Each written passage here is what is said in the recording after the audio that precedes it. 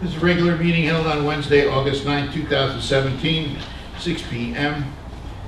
Call to order. Madam Clerk, please call the roll. Freeholder Crab? Here. Freeholder Grant? Here. Freeholder Patillo? Here. Freeholder Rose? Present. Freeholder Director Lazaro? Here. Please stand and join me in making a salute to the flag led by Freeholder Grant.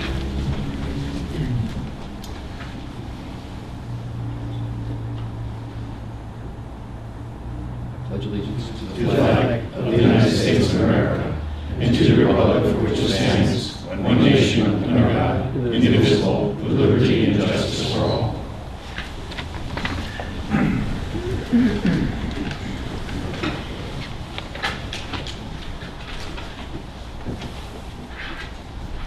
Pursuant to the Open Public Meetings Act, Chapter 231, PL 1975, adequate notice as defined by Section 3D of Chapter 231, PL 1975, has been made by regular mail, such notice being submitted on August 2nd, 2017, from the Administrative Center of the County of Sussex, located at 1 Spring Street, Newton, New Jersey, to the following: New Jersey Herald, WSUS Radio, WNNJ Radio, New Jersey Sunday Herald, and the Star Ledger. It was also posted on the bulletin board maintained in the Administrative Center for public announcements has been submitted to the Sussex County Clerk in compliance with said act. Can I have a motion for the approval of the agenda? A second. I'll second. A motion by Freeholder Patillo, second by Freeholder Rose. I can make a motion to amend the agenda to add item 9C entitled Proclamation Recognizing Evan Frederick Ganning earning the rank of Eagle Scout, and adding item 14G entitled Resolution 3 providing temporary close of County Route 613 in Sparta Township for Lake Mohawk Preservation Foundation 5K. I have a motion, is there a second? I'll second. Second by Freeholder Graham. Is there discussion? All those in favor? Aye. Opposed? Motion is carried, the agenda is amended. Now we vote on the agenda as amended. May I vote on the agenda as amended? I have a motion. And second, is there discussion? All in favor? Aye. Opposed? Motion is carried. Resolution providing for executive closed session not open to the public in accordance with the provision of NJSA 10:4-12 et sec. Whereas subject matters about to be discussed may be excluded from the public portion of the meeting by resolution of the Board of Chosen Freeholders as an exception to the Open Public Meetings Act pursuant to NJSA 10:4-12B, and whereas it appears necessary for the Board of Chosen Freeholders to discuss such matters in executive session. Now therefore be it resolved that the Board of Chosen Freeholders of the County of Sussex, in accordance with the provisions of NJSA 10:4-12B and NJSA 10:4-13, that the Board at this time enter into an executive session from which the public shall be excluded, and be it further resolved that the general nature of the subjects to be discussed relate to the following items authorized by NJSA 10:4-12B as designated below: matters relating to litigation, negotiations, and attorney-client privilege regarding the solar investigation, and matters relating to the employment relationship, retirement, health benefits. Do I have a motion? I'll make a motion.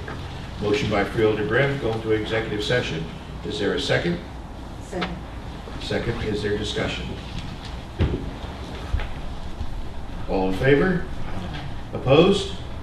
Motion is carried. Be it further resolved that those deliberations conducted in closed session may be disclosed to the public upon determination of the Sussex County Board of Chosen Freeholders, or provided by law that the public interest will no longer be served by such confidentiality. Be it further resolved that upon completion of the business for which the board has entered into executive session, the board shall reconvene and resume its meeting open to the public. We are now in executive session, and we shall return.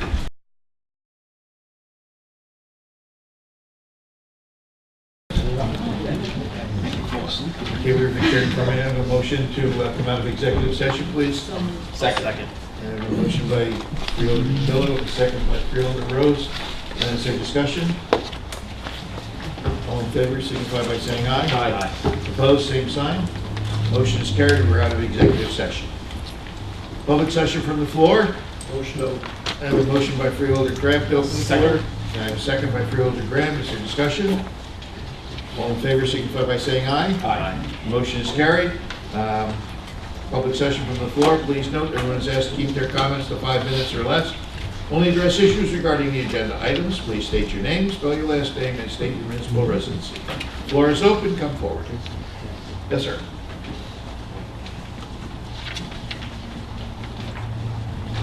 Yeah, podium's over there. Oh. I just had surgery on my knee.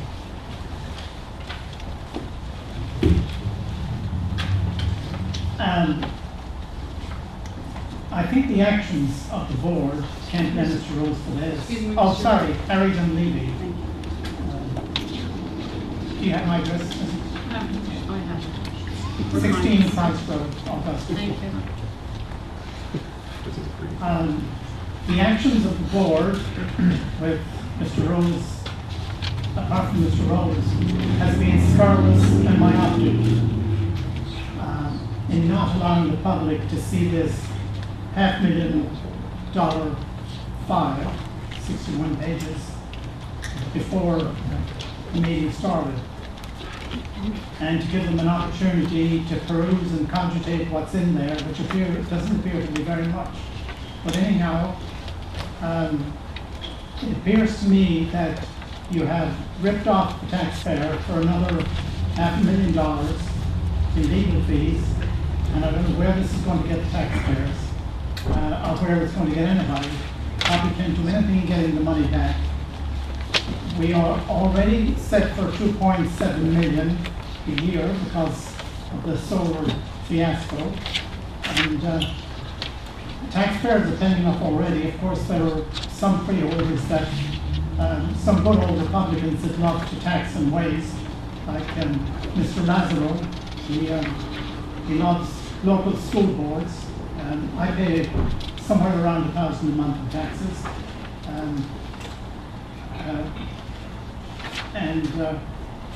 Fortunately, I don't have a mortgage on my house. But to go on with this and waste another $500,000, I think, in something that's going to go nowhere is, as I said before, is scurrilous. Thank you for the time.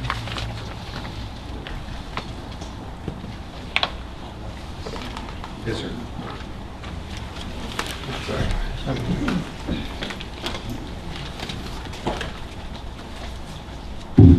Good evening, Kenny Collins, Andover, New Jersey. I'm here tonight because the public needs time to read and understand this report that was released this evening, just minutes ago, on the solar scandal. And I'm asking that you give the public until the next freeholder meeting to review this report, and that you bring Mr. Boxer back here to answer questions pertaining to this report. I think that with the millions of dollars that Sussex County taxpayers are on the hook for, related to this project, and the $500,000 that's been spent on this report, that's the least that you should do, is allow the public to ask Mr. Boxer the questions that they need to ask. And obviously, in the time that we have to sit here and read this while this meeting is going on is totally inadequate for the public to understand and absorb this information, and for you to be transparent in your governance. That would be the right thing to do for the public.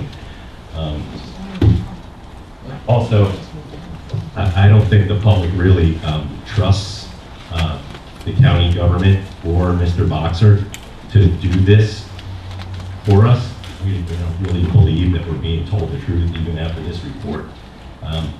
So I think that it's time for the Sussex County Freeholder Board to form a citizens committee to investigate this, and that the citizens should look into it ourselves and determine what we believe has actually gone on here, and who's guilty of the shenanigans. That's about it. Thanks. Thank you. Yes, sir.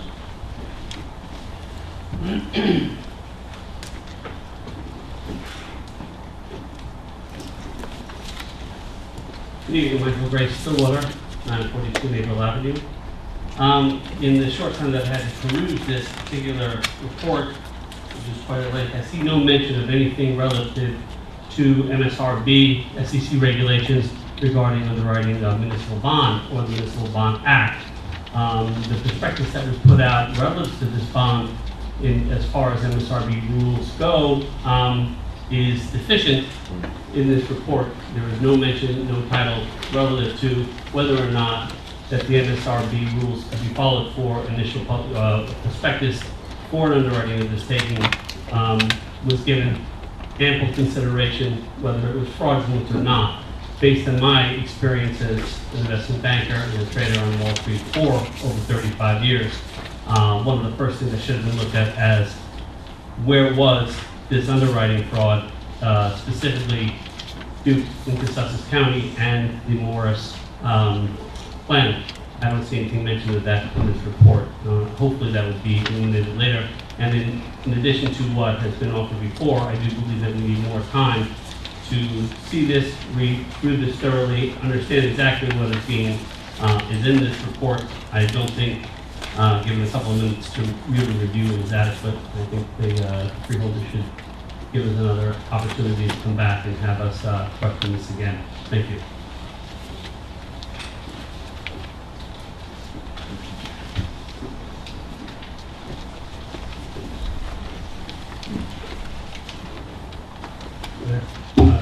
David Hammerhudges. I'm the CWA staff representative for the county employees here.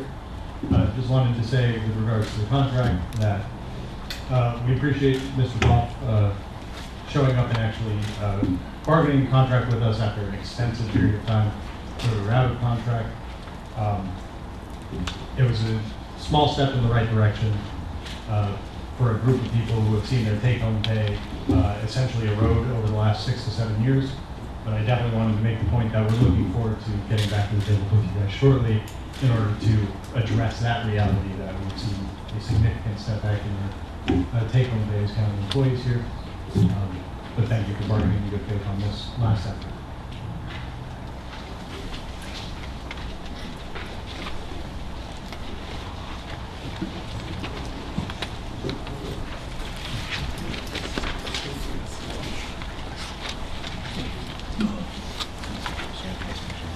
Good evening, Mr. Director and members of the board. Clifford R. London from Popacom, New Jersey. I come before you as the chairman of your Open Space Advisory Committee, and I come before you to speak in favor of Resolution 14A, which is on your agenda for this evening. And what this resolution would do would be put before the voters this November a question to modify the existing Sussex County Open Space and Farmland Preservation Trust Fund.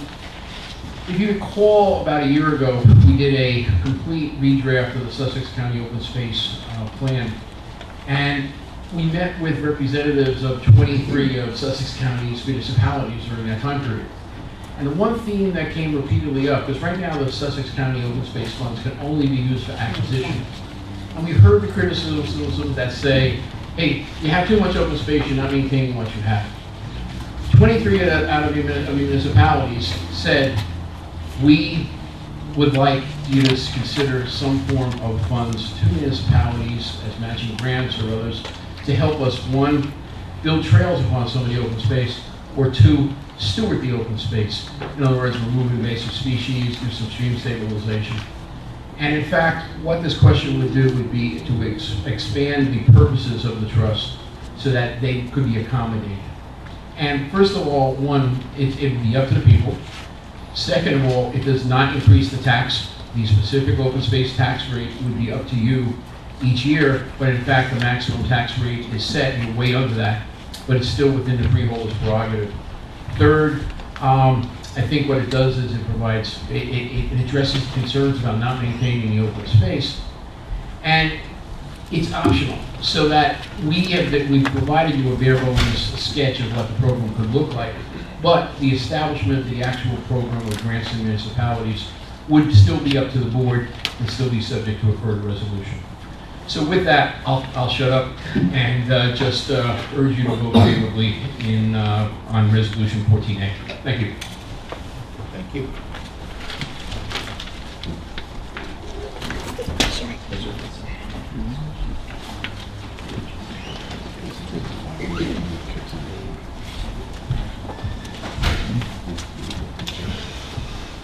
Apartment 7, 33, well, 5 meters. I thank you for releasing the report before the meeting. I wish I had a lot more time to look it over. I think this is a very controversial subject we've all been living with for a few years now. And it took a path that leads to distrust by the public because there's been so much censorship of what has been put out before the public, primarily in a timely manner, and then everything gets muddled thereafter, even if it is released eventually. I think in terms of the report, just leafing through it, it's pretty lightweight. It kind of shows that there are conflicts here that maybe you're exploring, in your executive session. Obviously, that's not going to be discussed and shouldn't be. However, as a public report, being so lightweight, I would recommend you take some of the past documents, and when you post this online, put those documents alongside. And specifically, I would point out the evaluation report, which is referred to in this document. And if this was a proper document, it should be an appendix. And even maybe totally appended to this document. So the evaluation report where everybody says, we even have our own officers stating they don't know how their name got attached to the report. This is the bid evaluation report. This is the document that ended up becoming a contracted program. And our three top people said they don't know how their name was attached to that evaluation. I find that incredible. And I think that's your primary problem in this project. It is the malfeasance that led to the slippery slide. The other document I think you should put here, maybe a bond document. Again, online, you don't have to print 300 pages, but I think that's appropriate for this as well. I think you should also put the documents that stated what our true cost was to be for the bailout. And at this point, I want to call it bailout because we've learned so much since that was hidden from us in February of 2015. This document says we were told 12 million was our cost. I'm reading it correctly, and I've only read it very quickly. 12 million, that was never presented in February of 2015. I mean, maybe if you hunt around, you're going to be able to piece it together. But the documents that clearly presented our cost was extolled as, I believe, in the 6 million, 6.7, with a couple of little extras. This document says 12 million was sold to us in 2015. If 12 million was there, people in the public who ran the numbers would have told you to put Sunlight into bankruptcy. Because at 12 million, nobody cared about the following 1603 money.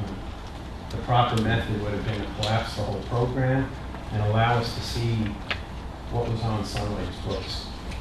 And that's been hidden from us because we bailed out Sunlight and kept them out of bankruptcy.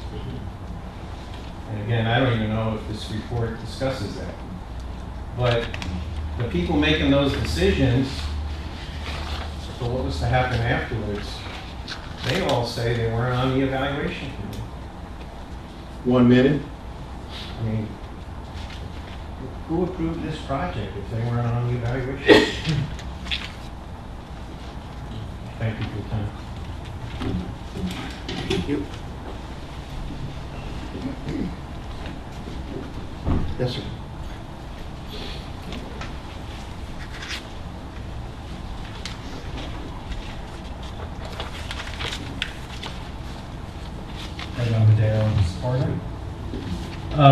Like everyone else, I had to be a bit of a speed reader. What struck me as an attorney was that the language of the report is actually fairly strong. Mr. Boxer is not mincing words here. The tone is strong. And at the conclusion, it says, and obviously the thing on everyone's mind is, the litigation that follows from this, because our thought was this was an investment towards hopefully a recovery either through a settlement or through civil litigation. Boxer concludes, in the course of the solar project, the county was the victim of misconduct. I don't know what misconduct is, it's not a legal claim. Negligence and various other failings by multiple parties. As noted above, potential civil claims against these parties have been addressed with the county. Obviously, that discussion is not here, nor should it be, if you're looking at potential litigation. But in just breezing through, as we all thought, it would seem to me Mr. Perlman would seem to be the #1 target for such litigation. And I don't know what recommendation was made to you. I don't know what discussions you've had about that. But I would hope that you would be going after Mr. Perlman in light of what's said about Mr. Perlman in this report. Thank you. Thank you.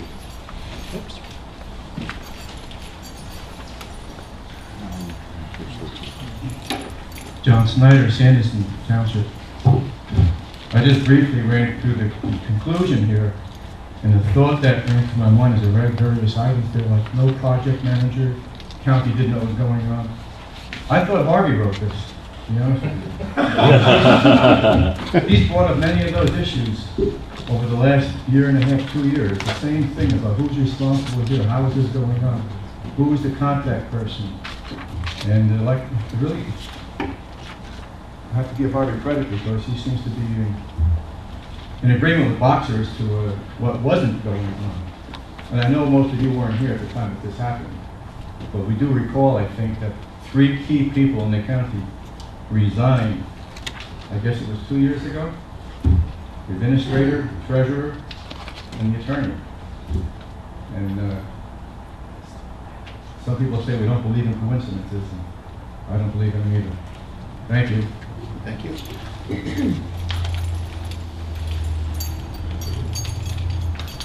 Anyone else?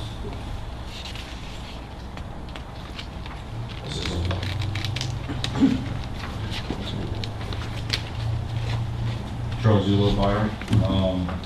As John mentioned there earlier, this is responsibility falls with the freeholders. This thing costs $8,000 per page by my calculation. 4-page conclusion out of 62, 4 pages of recommendations. I'd ask that you, all the freeholders are in open session, someone read the conclusion out loud for the public on the record, just to understand it.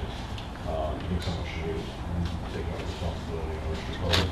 I don't think it's fair that it was dropped on everyone without, prior time.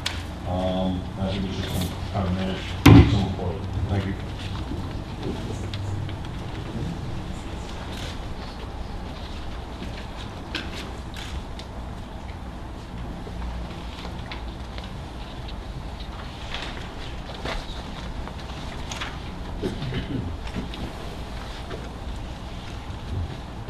Good evening. My name is Michael Mahoney. I'm from a company called AS Glass Recycling, which owns a piece of property in 9 Crash Road. We're a company that's looking to build the glass recycling plant over there. The county seems to be in favour of it. Hopefully the board members are in favour, and we'd like to get a positive vote on it if we can. Just want to say that. Thank you. Thank you. Irish, I presume? Thank you. That's obvious. Anyone else? Have a motion for Freeholder Graham to close. I'll second. And a second by Freeholder Rose. Is there discussion? All in favor, signify by saying aye. Aye. Opposed, same sign. Motion is carried. Freeholder comments? Freeholder Graham? I'll be brief because we have bigger things to get to here, but I'd just like to say that I'd like to recognize Joe Busso. He's done a tremendous job over at the fairgrounds for the county building. I don't know if many of you have had the opportunity to get to the fairgrounds yet, and if you have, please make sure that you try to get to the county building. It's been reconfigured. We've got multimedia. I was going to the fairgrounds for 2 or 3 days before it opened and saw the constant progress that was being made by Joe and his team. And like we talked about, Greg, I'll probably copy you off on this for an accommodation for Joe. And we had the opportunity a couple of days ago to surprise Ernie Koza on his official retirement. He's retired a few times, but he's always come back for it. But his official retirement as being the caretaker of that building there. And not only that, but Ernie has been involved with the county all the way back to serving with my mom on the board of health back in the 70s. So we surprised Ernie Kosa with a proclamation recognizing his 45 years of service for the county of Sussex, someone that has dedicated his life to the service of others. That's all I know. Correct. Thank you, sir. Real quick, Philip. Yes, I would just like to congratulate Clear on celebrating their first year. After so many years of trying to educate and bring awareness to the situation with the heroin epidemic, it finally feels at least that with all the resources now available through the state and through the county with this CLEAR program, with our law enforcement, it really feels as if we have the ability now to fight back. So they've been doing a wonderful job, and I just want to congratulate them. I was at the opening of the fair the other day. It was fun. And I would like to say that, you know, going to the fair is always an experience. There's always something new that's added, and watching the eyes and the expression of the children is just, it really touches your heart. They enjoy it so much. But tomorrow is another event that is probably one of the most popular at the fair, and that's the Senior Award event, Senior of the Year. And if you attend that and you see all the nominees for this award and you listen to all of the things that these seniors do to help each other throughout the county, never looking for any recognition or any tribute in any way, they are just amazing people.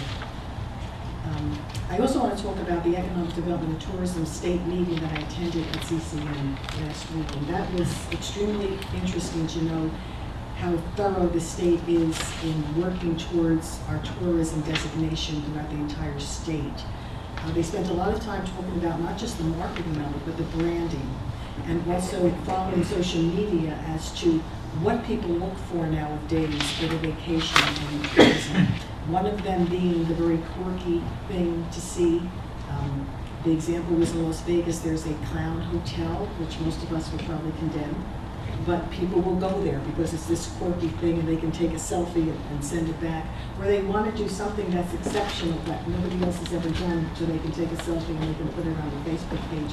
So it seems that the millennials are changing what tourism looks like as we move forward as well. Very interesting meeting, and there were a lot of people there from Sussex County, which was helpful to us. The last thing was there was a Lake Pacon Foundation meeting. The Lake Commission was there, DEP stakeholders, and the Must Connect on Watershed Association was also represented, which was important to us because our downflow affects them. It was the first time that I really saw compromise with all the stakeholders, which was interesting over the past 5 years. And I think it was a very productive meeting in planning how they're going to deal with all of the issues associated with Lake Pacon. And that's it.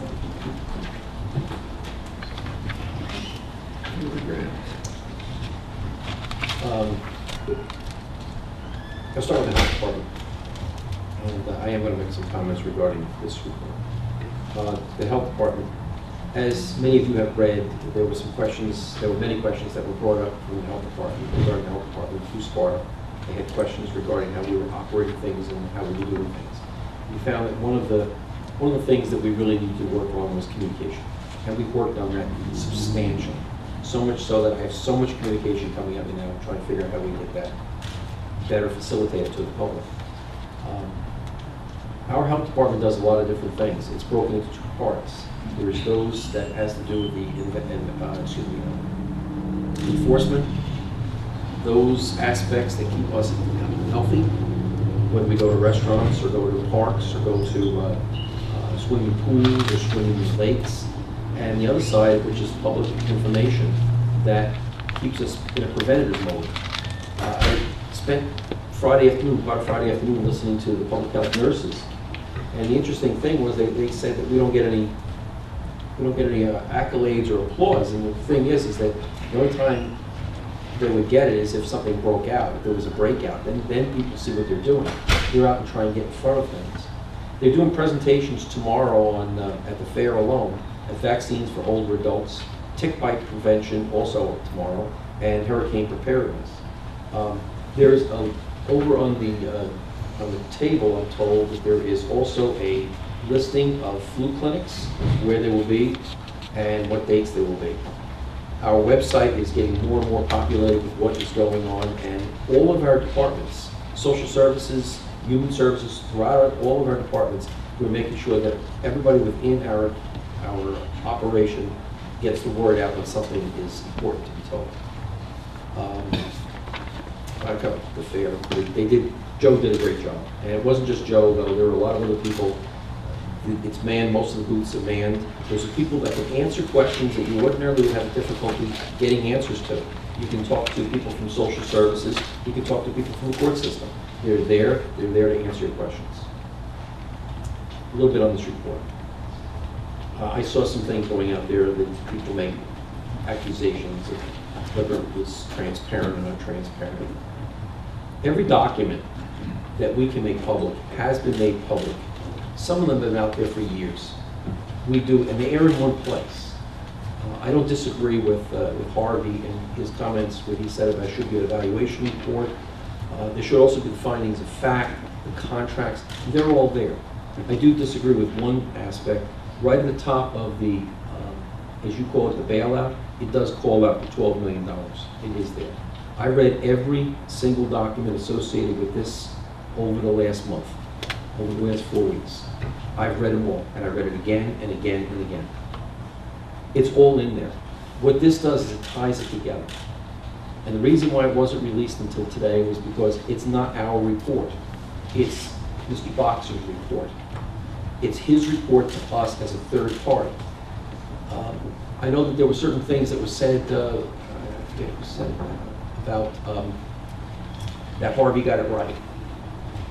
I've been saying the same things for years.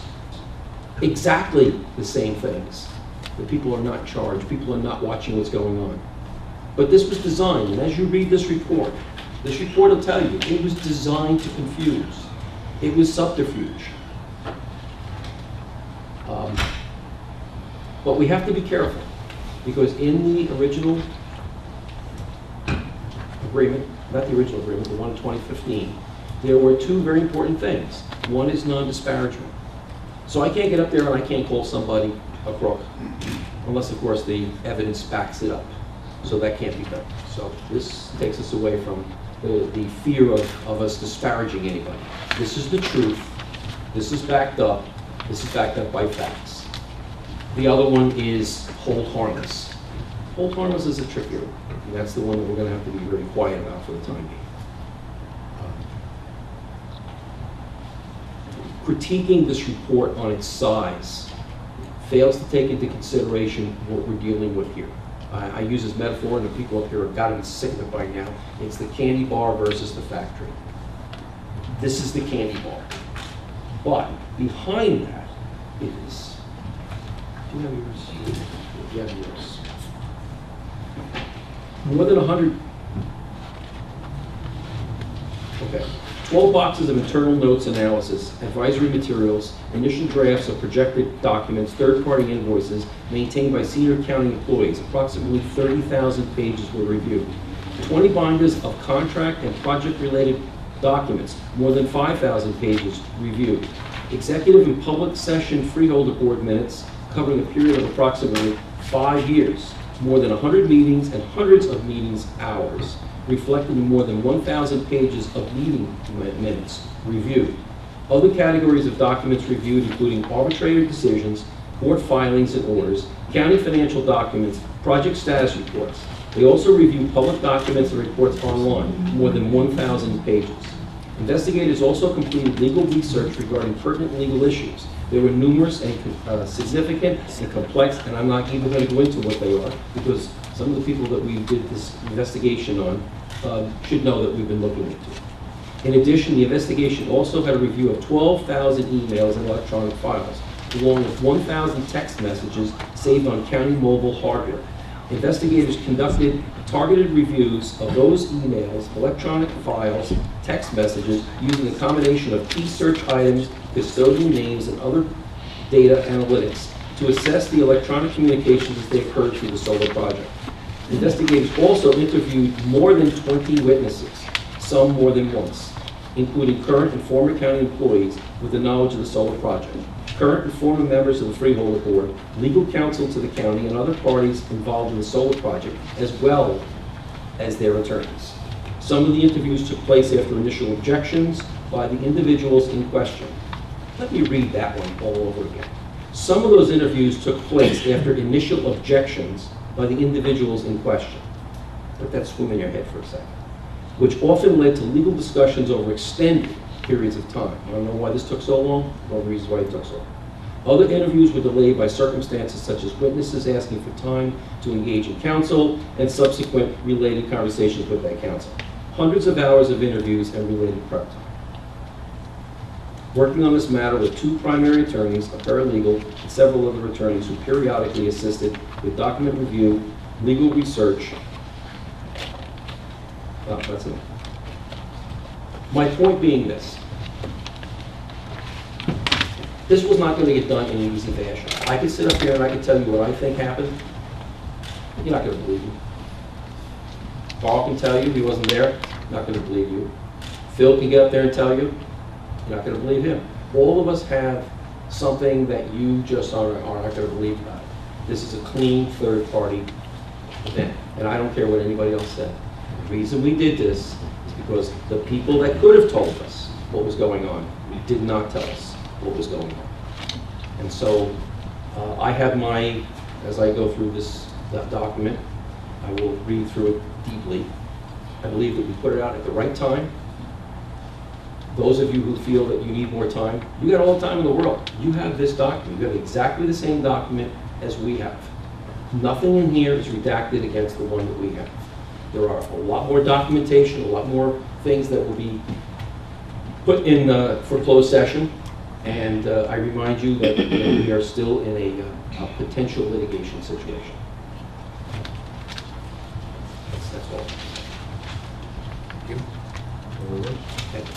Last week, I had a meeting with Mr. Koff and representatives of the Votech School, as well as representatives of SCCC regarding the pool building at Votech. We discussed the cost of rebuild versus a tear down. On the low end of $120,000 for a tear down, up to a $5.5 million project for you might call it a grand proposal, which included a half-court basketball and a number of other items. We'll be rotating back and discussing that in the coming weeks here. In particular, we're discussing that with regard to advanced manufacturing. Advanced manufacturing is an area in the county that is desperately in need of employees with those skill sets. And what advanced manufacturing is generally running CNC machines, either CNC mills or CNC lathes, as well as water jet cutters, plasma cutters, things of that nature. That space being wide open is an ideal spot for that. It would need some additional electrical work, but we still have to have a lot to discuss, both with the program itself and with the space itself, and then whether there is a freeholder commitment to spend the money to advance the program like that. Yesterday at SCCC, I met with Dr. John Connolly, Dr. Mercedes Aguilera, Batty, Sherry Fitzgerald, and a gentleman by the name of James. I did not get his last name. He's in charge of the automotive program at SCCC, as well as 2 representatives from Campbell Freightliner. Campbell Freightliner recently purchased G&G diesel on Route 94 and are interested in possibly doing some partnership with the county to bring a diesel program into SCCC. In particular, the issue with the diesel program, as with advanced manufacturing, is that there's not a lot of space available of this industrial type. There's a lot of classrooms, but not a lot of industrial space. There may be an opportunity to do some sort of public-private partnership with them. They're about to expand their building, and there may be a possibility to do something where the school can use them or work along with them to utilize their space.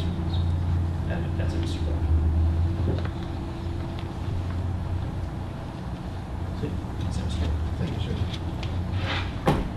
sir. I was away last week, so I was not privy to have attend the opening session of the fair. However, I have a purple finger from cutting salad. I spent my Friday, Saturday, and Sunday working the fair and watching people go by. We had, I would venture to say, record attendance on Saturday and Sunday. That was exceptional. It was very busy, and everybody seemed to be having a wonderful time and enjoying the fair, and they've done a nice job up there, and I encourage you to take some time and go up there and have fun. It's a good opportunity. I also have not had the opportunity to ride over the Roseville Bridge, but it's open now, I understand. So if anybody's had the opportunity to ride over it, I'm sure they were thrilled with it. Maxim Drive drainage work was done. I think that is completed. I'm not completely sure about that, but the last thing I heard, it was completed. The Ogdensburg Bridge is a work of art in progress. We had some problems with the beam fabrication, and that was being recalculated, and there's some extra work that has to be done on that, so that's been a little further delayed. Scenic Drive in Green is set up to be cleared for site distance at the request of Green Township, and we're working in conjunction with them. And our crack sealing program, line painting program, and road pavement programs are ongoing and continuing. I think Freeholder Graham summarized the situation on the solar thing very well. Add anything to it. It was well said. Thank you for your comments. I don't have any further comments. So moving right along, proclamations and certificates. The proclamation to recognize Quintuple X as Sussex County Senior of the Year for 2017. I am sworn to secrecy, and I have a blood secrecy to not reveal who that senior is. That will be revealed tomorrow morning. It'll be a special occasion. It is truly amazing to see the number of seniors that are nominated for this position, and to see the things that they've done over the years to be awarded this fine award. It's one of those things that you probably should give them when they're young, so they can appreciate it all the years later. But you get it now when you're old, and you get to look at it, and I hope you can read it. But it's a tremendous event, and many congratulations to him or her. Certificate of recognition for Colonel Koza for 45 years of service with the county. That was presented at the fair. And a proclamation is added to the agenda recognizing Evan Frederick Ganning earning the rank of Eagle Scout. And I don't believe he's here. That's going to be presented at his event, right? We're making that call tomorrow to see whether or not they want somebody to present. It was very limited information they provided. So I have a motion for the proclamation, certificates, and presentations. Motion. A motion by Freeholder Graham. Is there a second? Second. Second, Freeholder Patillo. Is there discussion? All in favor signify by saying aye. Aye. Opposed? Motion's carried. Presentations. NJAC Foundation Investors Bank Scholarships to Sussex County School students. Would you please come forward?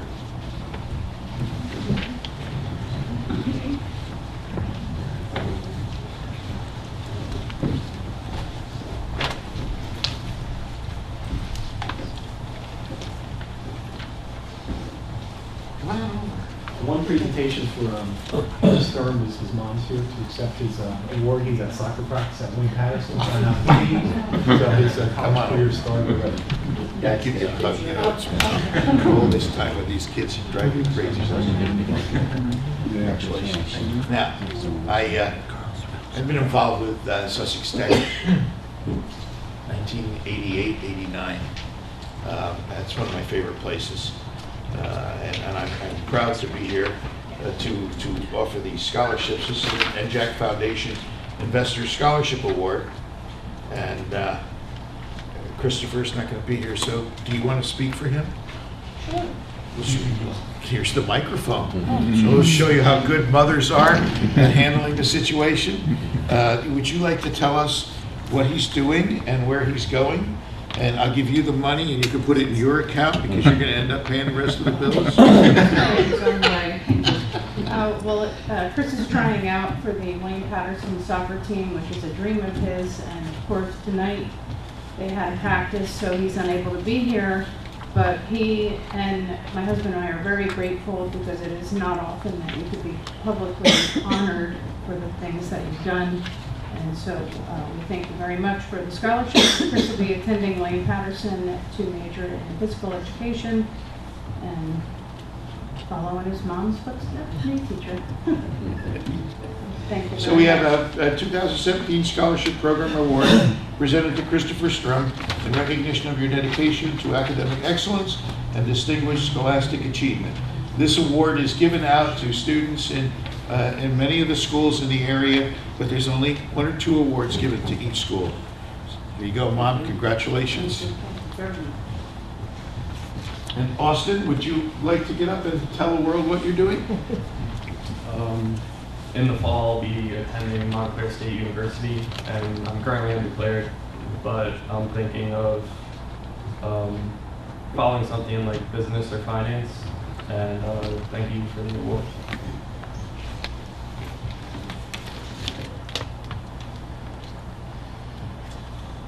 Your award reads to Austin Goins, 2017 Scholarship Award Program, in recognition of your dedication to academic excellence and distinguished scholastic achievement.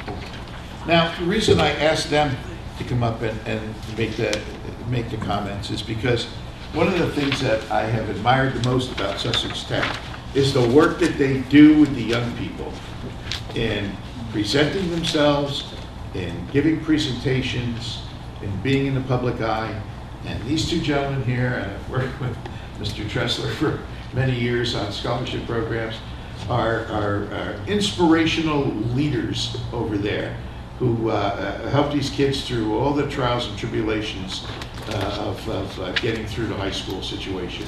And these kids come out as adults and ready to go to work in the workforce. They're on ball. And we're proud of them, and we're proud of what Sussex Tech does. That's our school. It's our county school. So we thank you for all the good work that you do. Congratulations. Good luck. Congratulations. Good luck.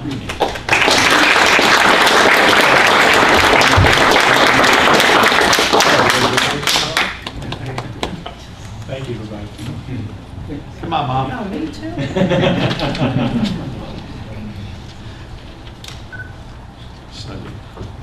you go. Hey, Lori. Lori, Thank you. that's little Austin? Yes, that's little Austin. That's Big Bradley. What did that happen? Thank you. Good luck. Right, when you're executive, Lordy, Lou.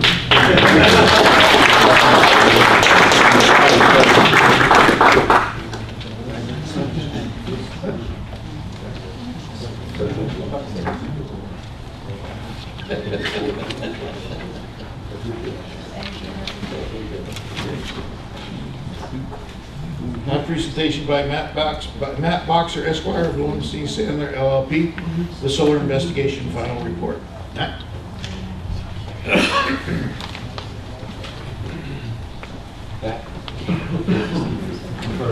Well, it might be easier for you. Yeah, I don't want to subject everyone to looking at the back of my head for 15 minutes. Okay. All right, maybe a little easier. Well, thank you, and a good evening to all of you. I'm Matt Boxer. I'm with the law firm of Lowenstein Sandler. I'm the chair of our firm's corporate integrity and investigations practice.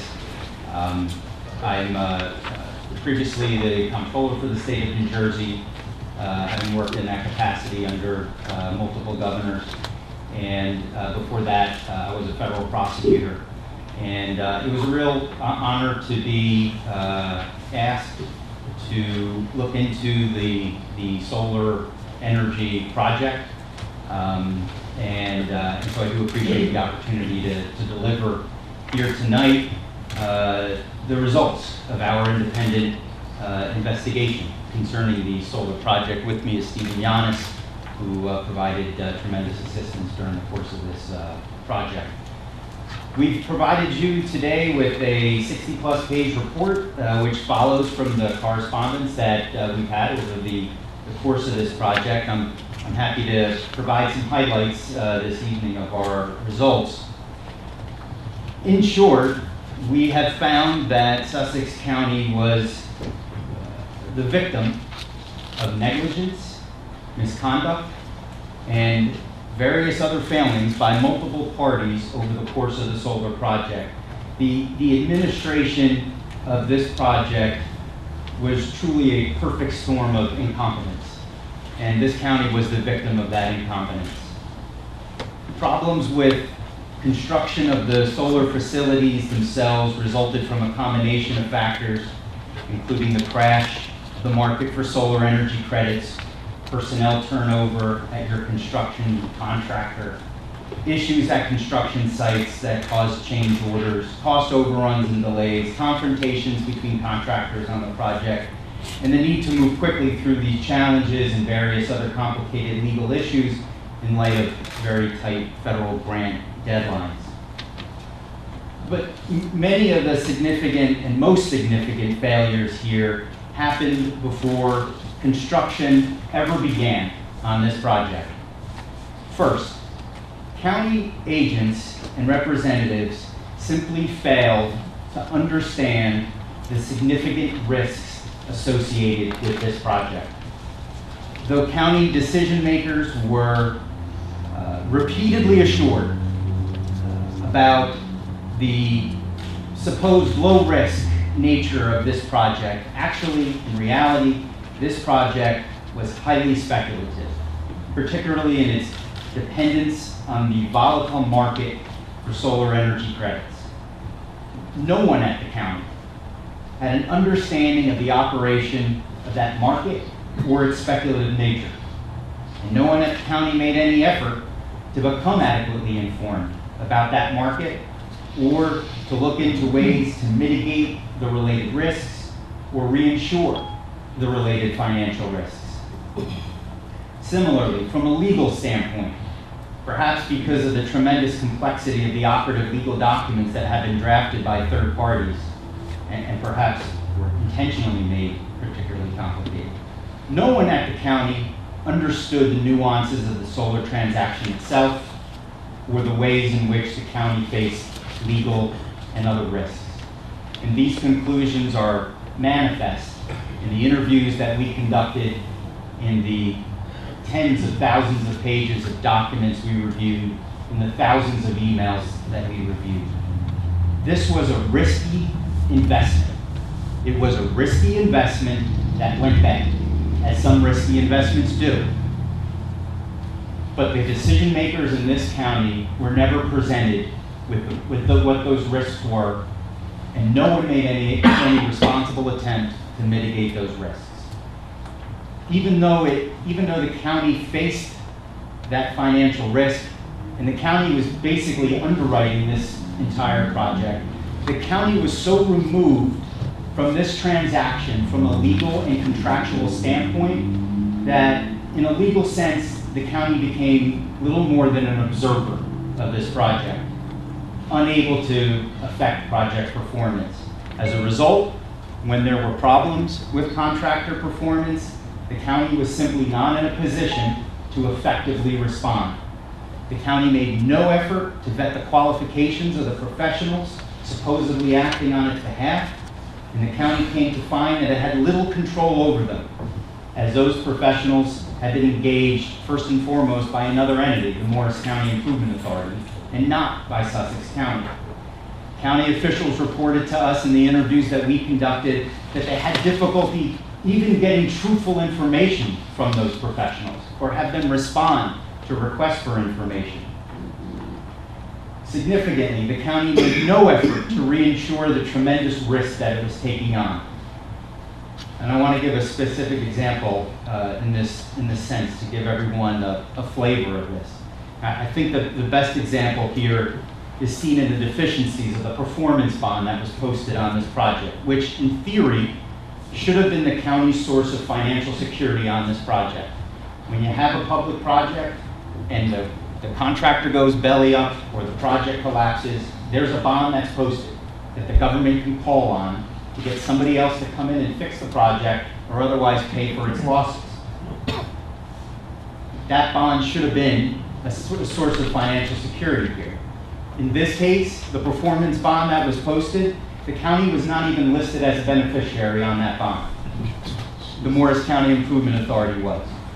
So this county, even though it was underwriting this project, did not have the power to invoke that bond. Moreover, under the project documents, the county was 3 levels away from a contractual standpoint from the only company whose default could trigger invocation of the bond. In other words, the county did not have a contract of any kind with the company who posted the bond. Arguably, that party, therefore, owed the county nothing.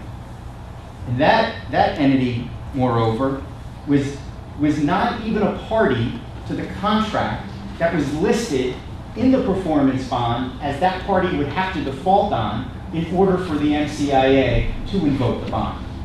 The performance bond, in short, was a mess. And no one at the county was aware of any of these issues.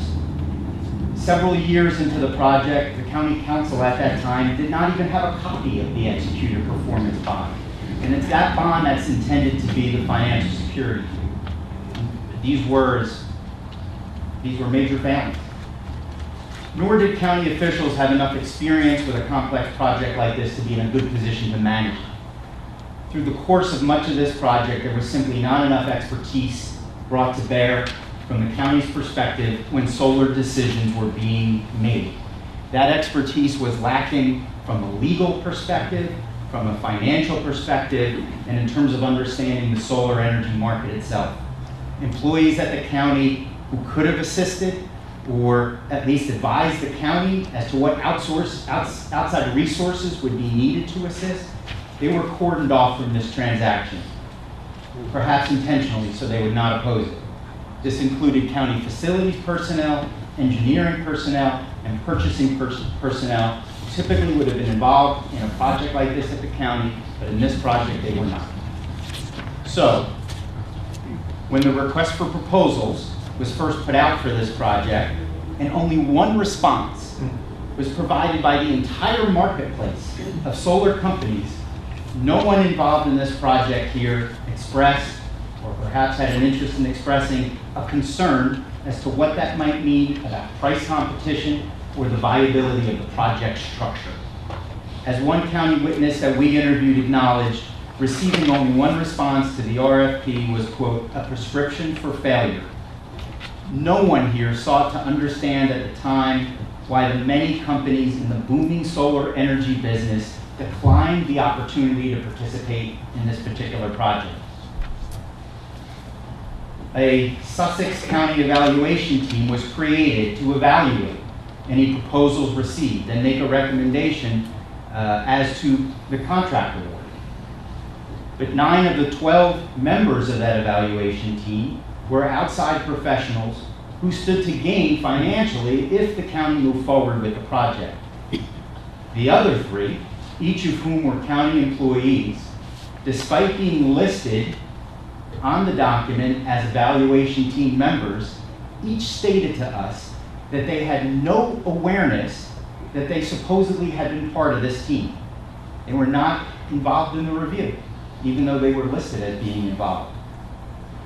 You put all that together, and of course, the evaluation team's October 2011 recommendation was an emphatic one to proceed. The recommendation stated that the proposal received, quote, virtually eliminated the potential for a Sussex deficiency. And that obviously rings hollow to everyone in this room, $26 million in costs later. No one at the county made any responsible attempt to serve as a project manager or a point of accountability on the project or to ensure that someone else was doing so. As the county council from that time period said to us with regard to the project vendors, quote, we were not sure what we were paying for. While county employees stated to us that the Morris County Improvement Authority's energy consultant was performing the project manager function. In an interview we conducted with the vice president there who worked on the project, stated that actually the company was not performing that role. Instead of bringing proper expertise to this complicated project, the county relied on third parties whose fiduciary responsibilities to the county were unclear at best. The county became completely reliant, for example, on counsel for the Morris County Improvement Authority for project information and related assessments. As the person who was the freeholder director at the time succinctly noted in our interview with him, quote, "In hindsight, we could have been better stewards of many things." Even after the legal settlement with the contractors was arrived at, this project continued to face substantial and frustrating challenges and delays as described in our report. Our written report also goes through in detail the origins of the solar project found in a November 2010 dinner meeting. And the report explains how this project, in the wake of that meeting, came to be approved by the county, even though initially county staff had previously met with the program providers and had been so unimpressed with the project presentation, they had decided not to even present it as an option to the freeholders. The report that we've submitted here details what went wrong here and why. Ultimately, this project, which was not supposed to cost the county anything, that's the way it had been pitched to all of the people who were sitting in those chairs those years ago. This was a project that was not supposed to cost the county anything. Ultimately, is costing the county millions and will impact the county budget for years to come. I've discussed with all of you on the board extensively in closed session the county's litigation options here. We've provided an analysis of possible causes of action and related obstacles that the county would face. There are litigation options here that could lead to financial recovery. In addition to that, it is, as we would recommend to all of you, it is of great importance that internal controls and best practices are put in place at the county to ensure that the problems seen on this project never happen again, and that the county avoids further financial waste. The report we have submitted today includes 9 categories of detailed recommendations along these lines. Those recommendations speak to issues such as risk reinsurance measures, creation of a risk committee, undertaking cost-benefit analysis, contingency planning efforts, project review and approval procedures, avoiding market-based risks to public funds, effective use of legal counsel, measures designed to maintain project control, accountability measures, project management planning, marshaling of appropriate expertise and input, and preservation of rights in project documents. So I don't want to go on too long here. I'll wrap up and conclude and say that I thank you for the opportunity to assist you with this important project. In the face of possible litigation that the county may choose to pursue, it may be wise to keep further discussion at a minimum. That being said, I'm happy to respond if there are other issues that you'd like me to. Thank you. Thank you, Mr. Boxer. Appreciate your time, effort, and energy that expended in this and for your report. Anyone from Congressman Donhander's office here? There was. Are they still here? I don't know. Well, we had some scheduling conflict that he was going to do the other night. Whether he got here or not.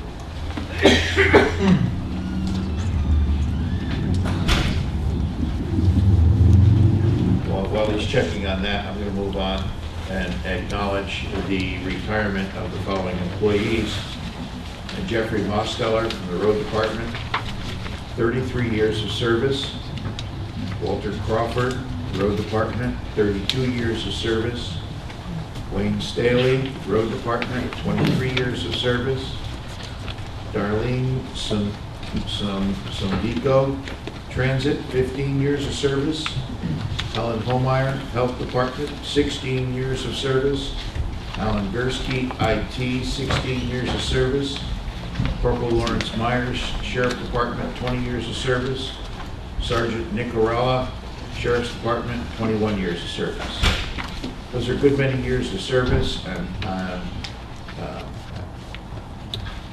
I don't mean to diminish anybody else's work, but I know what these guys on the road department do, and out there on the roads, all 4 seasons, 32, 33 years, takes a toll on the body. We're proud of you, and we thank you for those many, many years of service. Where did he go?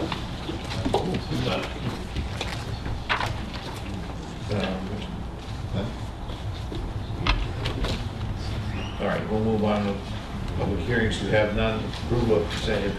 If he's here, is he here? Is he going to come in and speak?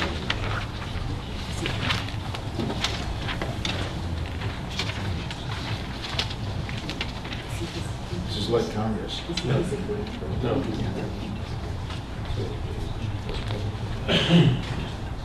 Is that the Congressman's representative out there? Yeah. What? You need to hear later. Okay, So, can we leave? We can continue. We'll with our business. continue on with the meeting. If he comes up, we'll make that adjustment. Okay, approval of consent agenda.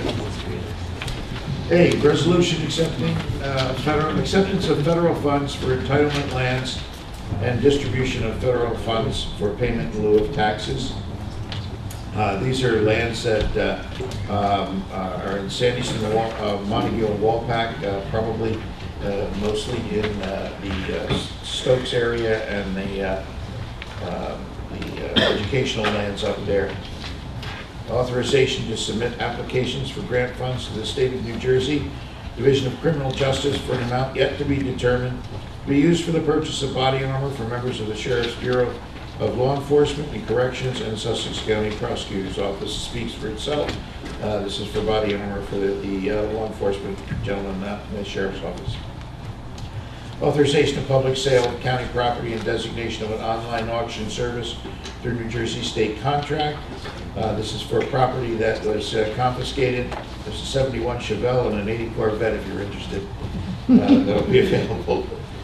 A resolution for the authorization to submit and process an application for Housing Rehabilitation Fund project to rehabilitate Scar King group homes for developmentally disabled adults of low and moderate incomes under the 2018 Community Development Block Grant, CDBG, Small Cities Program, Innovative Development Fund. We are applying for this again to see if we can acquire some money for that. Authorization of the filing and execution of the CY 2018, January 1st, 2018 to December 31st, 2018, Juvenile Justice Commission's Youth Services Plan, an application for a total amount of $368,500. Resolution read the allocation of municipal alliance funding to 11 municipal alliance committees for the provision of substance abuse prevention programs and authorization for the freeholder director and clerk to execute agreement. This is a $310,366 program for substance abuse prevention. Authorization for the freeholder director to execute social services block grant SSBG contract extension with Domestic Abuse and Sexual Assault Services, Inc. in the amount of $2,386 for the period of July 1st, 2017 through December 31st, 2017 for the provision of homeless services for the citizens of Sussex County. And that is an overlapping calendar year grant, which is also connected to this one. The authorization for the freeholder director to execute a social services block grant SSBG contract extension with Family Promise of Sussex County in the amount of $7,400 for the period of July 1st, 2017 through December 31st, 2017 for the provision of homeless services for the citizens of Sussex County. Those two grants are moved into the next fiscal year. Authorization for the filing of the 2018 New Jersey Senior Citizens and Disabled Residents Transportation Assistance Program, Scatter Tap CY 2018, January 1st, January 1st, 2018 through December 31st, 2018. And the FTA Non-Urbanized Area Formula Program, Section 5311, to the New Jersey Transit Corporation and the Department of Transportation of the United States of America for CY 2018, January 1, 2018 through December 31st, 2018, in the amount of $1,321,174, of which approximately $322,000 is our matching share. Resolution reauthorization for the freeholder director and the clerk of the board to sign and implement the collective bargaining agreement for employees represented by the Communication Workers of America, AFL-CIO, Local 1032, non-supervisory unit for the year 2017. That is a collective bargaining agreement which we just settled amicably, and we thank them for their cooperation. Do I have a motion? Mr. Director, can we consider J separate? J separately, yes. Pull J out, so we're doing a motion on A through I. Mr. Director, I'd like to make a motion on consent agenda items A through I. I have a motion by Freeholder Rose. Is there a second? A second. Second by Freeholder Graham. Is there discussion? Call the roll, please. Freeholder Crab? Yes. Freeholder Brown? Yes. Freeholder Patillo? Yes. Freeholder Rose? Yes. Freeholder Director Lazaro? Yes. Resolution J, to be considered separately. Do I have a motion for Resolution J? Make a motion. Motion by Freeholder Graham. Is there a second? Second, Freeholder Patillo. Is there discussion? Mr. Pop, can we go over, just for the benefit of the public, the specific details of this agreement changes? Yes, I can. This agreement between the county and the CWA Local 1032 non-supervisory unit calls for a salary increase of 1.2% with increases on the minimum and maximum of the salary ranges at the same percentage, and that the parties have agreed to enter into early negotiations to address the matter of medical benefits, and the salary increases will be retroactive to January 1st of this year, with the contract term to expire December 31st of this year. During, we have some members from the union here. During your discussions with them, as we know from the budget hearings that we sat in, that the healthcare is the major driver of our cost increases in the budget, at least for 2017, and 2016 was a mix of that plus solar. What are the likelihood of us being able to see some realization of costs, bending those cost curve down, not to borrow a phrase, in 2018? I think there's a recognition, and you even heard it this evening with the CWA's representative. The union's overarching concern is seeing decreases in the amount of take-home pay, and that is a direct function of the implementation of Chapter 78, which requires employee contributions to their health benefits. And it is clear, as I made it clear to the unions, that it is of absolute paramount importance that the issue of health insurance and medical benefits be addressed in the subsequent contract negotiations. And I would like to thank and recognize the union for their understanding of that and their willingness to engage in early negotiations to bargain and negotiate a successor agreement. So to answer your question directly, I believe that both parties, both on the part of the union as well as the county, have a very clear understanding that the issue of medical benefits has to be addressed, which will benefit both the members of the union as well as the county and its financial obligations to provide those benefits. The Chapter 78 money, is there a sunset provision in that law? Once the implementation of Chapter 78 is complete, There is a provision that those provisions of Chapter 78 can become subject of bargaining. The timeline for that, is that 2018? My understanding with this unit, CWA 1032 non-supervisory, is that the full implementation will have concluded at the end of this year.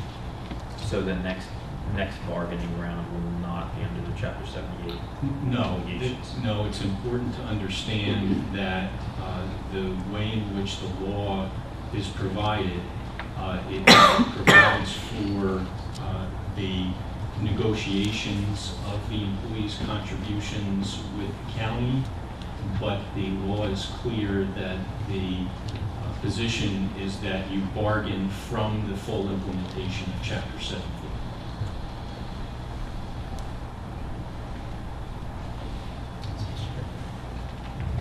Any other further conversation? Madam Clerk, please call the Freeholder Brett. Yes. Freeholder Graham. Yes. Freeholder Patillo. Yes. Freeholder Rose. No. Freeholder Director Lazaro. Yes. Motion is carried. Approval of the minutes. A, regular meeting July 26, 2017. Do I have a motion? Motion to approve the minutes. Motion to approve the minutes, July 26, 2017. Is there a second? Second, Freeholder Patillo. Is there discussion? All in favor signify by saying aye. Aye. Opposed? Motion carries. Executive session minutes, July 26, 2017. Do I have a motion? Motion those two. Motion Freeholder Graham. Second Freeholder Patillo. Is there discussion? All in favor signify by saying aye. Aye. Opposed? Motion's carried. Appointments and/or resignations. Appointment of Teresa Siebert and Jean Decker as consumer advocates of the Sussex County Disability Services Advisory Council for a 3-year term effective immediately and expiring on July 31st, 2020. And a resolution on the appointment of Angela Barron as a member at large of the Sussex County Water Quality Management Policy Advisory Committee to fill an unexpired term to begin immediately and expire on December 31st, 2017. Now, do I have a motion?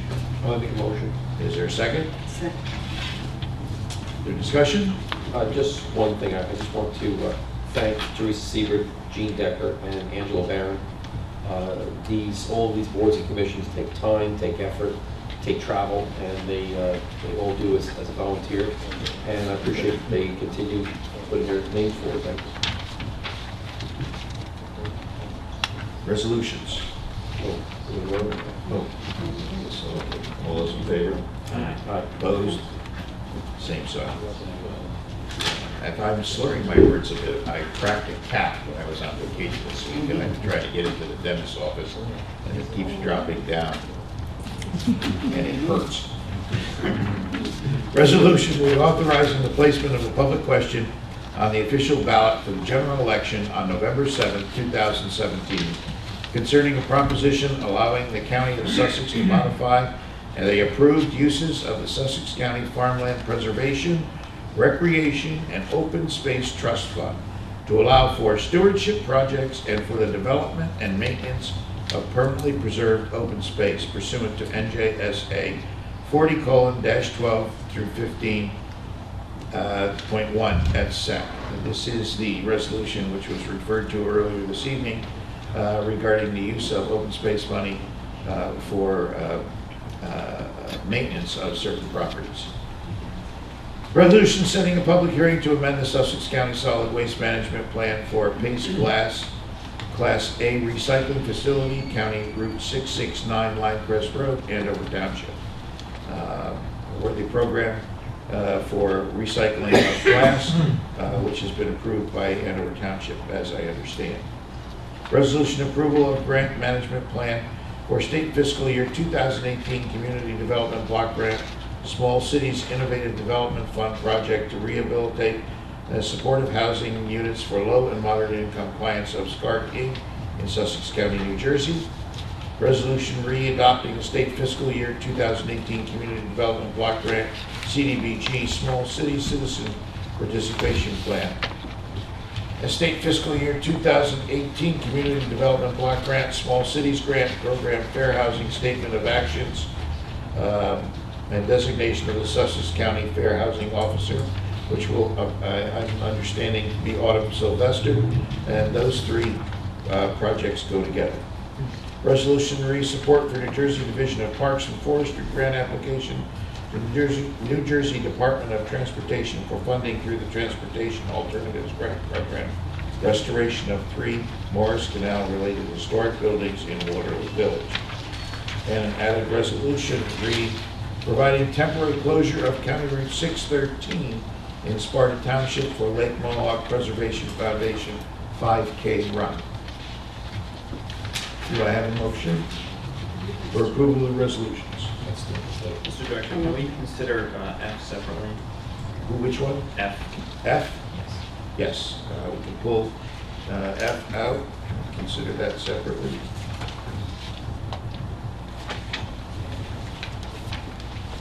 I can make a motion for resolution A through E and G. Do I have a second? I have a second. Is there discussion? On Resolution A for the open space, just to get clarity, that allows us to make money available to do stewardship. Right. Does it mandate stewardship on every parcel of open space? Because that could be a logistical manpower. No, it's as I understand it, it allows us to take some of the money for open space and use it to maintain some of that open space. And that would be some of the lakes, and some of the forest areas and the trails that nobody has any funding to maintain. And we can take some of this and use it for that. And it's a statewide program that they were trying to do to take some of this money in and allocate it for maintenance of the stuff that we've acquired and done. There was never a division for that. Any other conversation?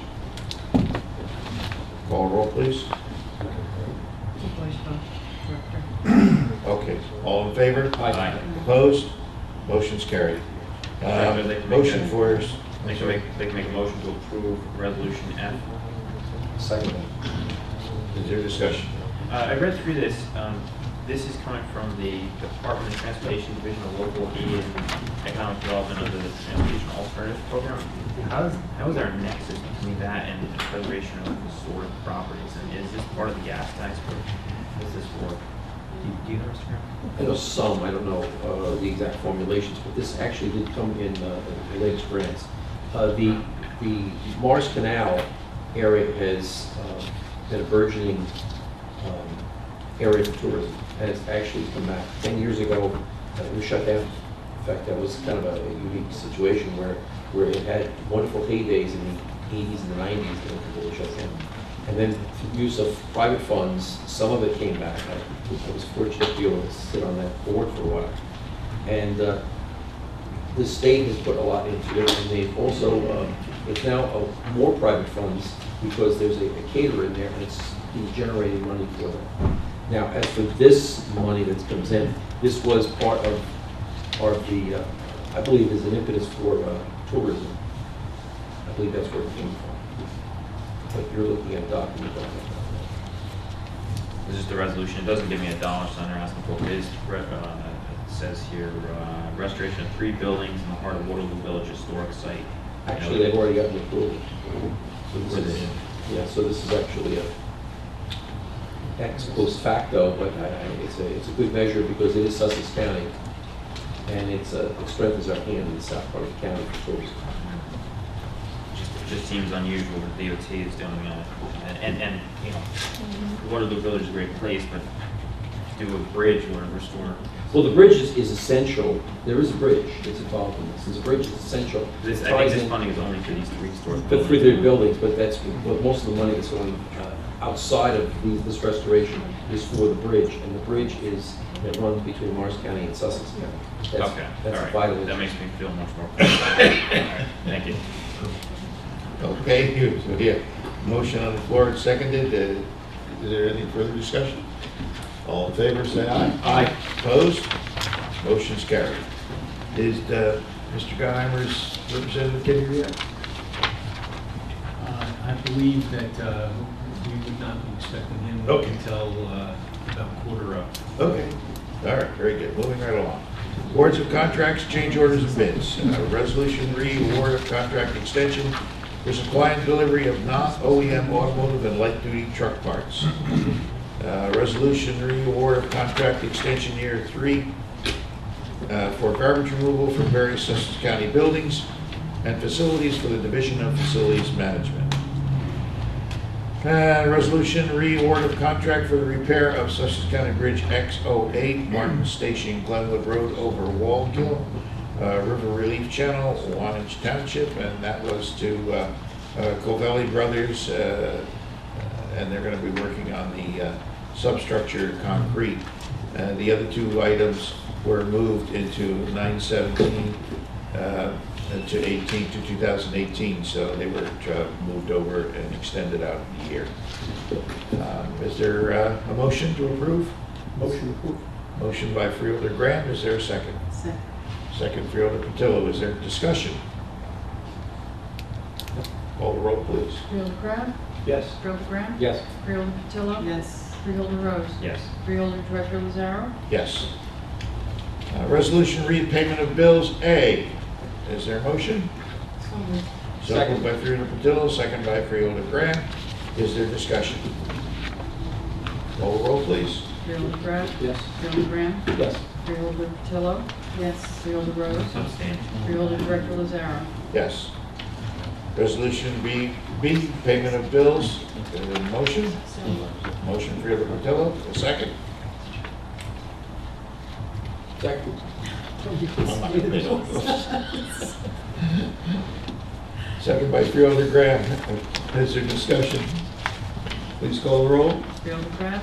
Yes. Freeholder Graham? Yes. Freeholder Patillo? Yes. Freeholder Rose? Yes. Freeholder Director Lazaro? Yes.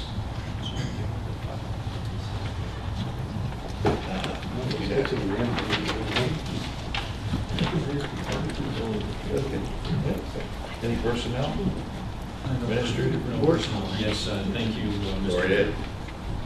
Director. Much of the thunder's been taken from my report, but I do want to acknowledge the county staff, and we've had a variety of county staff above and beyond our facilities division who have been in support of the efforts at the Foreman Horse Show. And we'd just like to acknowledge all those who have been participating and being able to share with the public all of the different services that the county provides. Also, as Deputy Director Rose had indicated, we had a very good meeting at the VOTEC school last week, along with representatives from the community college in regards to the project that's being contemplated to replace the pool. As the Deputy Director indicated, some additional work needs to be done in terms of further evaluation of some of the architectural proposals, and we will continue to keep the board updated as additional information becomes available. And would also like to acknowledge the Division of Health, who reinstated the monthly conference calls. We had a conference call last week with all of the municipalities. Were invited to call in as part of an ongoing effort to have better communication with the municipalities in regards to the services that the county is providing in terms of both environmental health services as well as public health nursing. So I understand that there were a number of communities, 7 municipalities, who had called in. It was very well attended compared to the last call, and again, compliments to the Division of Health in sharing that information out with those municipalities. That concludes my report. Thank you. Sir. County Council.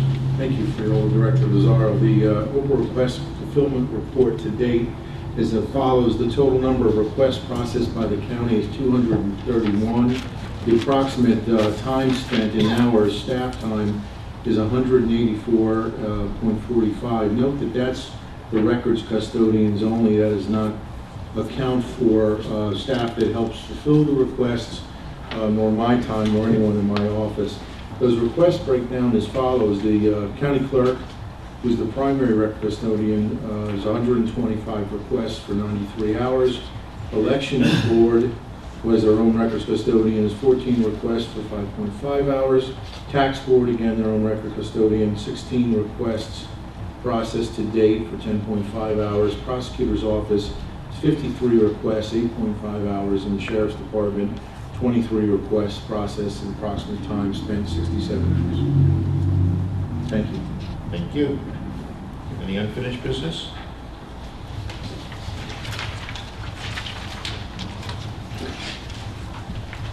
New business. Seeing none, we'll open the public session to the floor. Please note, everyone is asked to keep their comments to 5 minutes or less. Please state your name, spell your last name, state your municipal residency. Do I have a motion to open the floor for public session? I'll make that motion. A motion by Freeholder Rose, I have a second by Freeholder Patillo. Is there discussion? All in favor? Aye. Motion's carried. Floor is open. Yes, sir.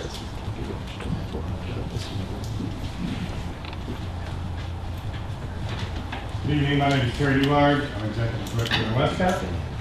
NOWESCAP has had the pleasure of serving Sussex County residents for 52 years. Last year, we touched the lives of 10,693 Sussex County residents, and we invested almost $7.2 million in the county. We're kind of a quiet nonprofit compared to some others in the county, but we do have a big impact on the folks that live here. I just brought a report and also a summary of the programs so that if you have residents call you and say, hey, I need help with this, you'll know what's available. Thank you. Would you please give that information to the clerk so she can, or you put it in the,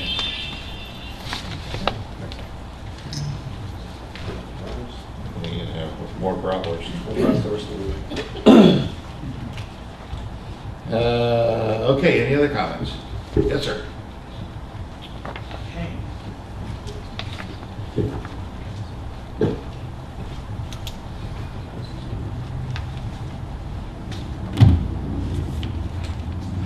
One thing, what the gentleman here said, I've forgotten the name. Citizens Committee. Kenny Collins. Kenny Collins. I think it would be a very good idea, and after listening to the attorney, I think a Citizens Committee could have done exactly that same work and probably cost the county nothing. Now, I'm not an attorney. I turned down the opportunity to go to law school, Fordham, St. John's, and the worst law school in New York City, the New York Law School.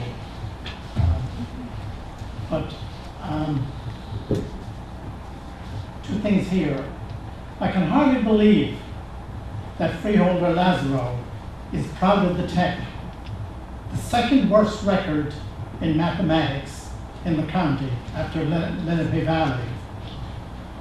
And I'm speaking as the holder of a math degree, bachelor's and master's. And they're holding their meetings at 4:30 p.m. in the afternoon, so the public can't go. And I wonder how anybody would feel if their son was going there, or daughter, and they were hoping to become an engineer or something. I have a background as well in electronics. I was an electronics officer in the Merchant Marine. And you can't even do advanced alternating current problems unless you're pretty adroit at math. And I'm an examiner for ham radio as well, so I'm a bit involved in it. Another thing, I thought the county were advised about all those things before, what Mr. Boxer spoke about. Could somebody tell me, didn't at least one person bring up the things about those companies that were, I know none of you are here or nobody wants to answer. No, I guess nobody wants to answer. Now you have a document for 500,000 and I don't understand what you're saying. You don't? No. Well, we speak the same language. Okay, I'm sorry I interrupted you. Go ahead. And I think my English is just as good as yours. Okay, go ahead. Well, I've said it once, I think that's enough. I think the question is, are you not concerned about the technical school that only 20% could pass math. And I just wonder, what about if they had to take exams like the Europeans have to take? I just read the Irish one and I read the English one. I didn't read the Scottish one. And I just wonder how many people at the Tech would pass it if they had to do those tests. It might be a zero. It might well be. And I think I brought it up before. A very local high school, when I was doing substitute work, you had 3 people there. They came under this alternate route system with no background, who weren't able to do complete square roots. One of them, I never forget it, square root of 48, so they gave it as 4, square root of 3. They took out perfect square. We have another person we met, we in the audience, as well as the freeholder. And I did show them though how they were done. But I think, Mr. Lazaro, and all the freeholders, you have a real problem at the Tech. And you have a board that doesn't have a clue what's going on there. And I think when you're appointing people again, you should think about it, that the people that are on there, if there are vacancies, 1 minute. it should go. And I'm also speaking as having been on the board there and being a member, vice president and president, and if the Herald is to be believed, I did a good job. Thank you for your time. Thank you. Yes, sir.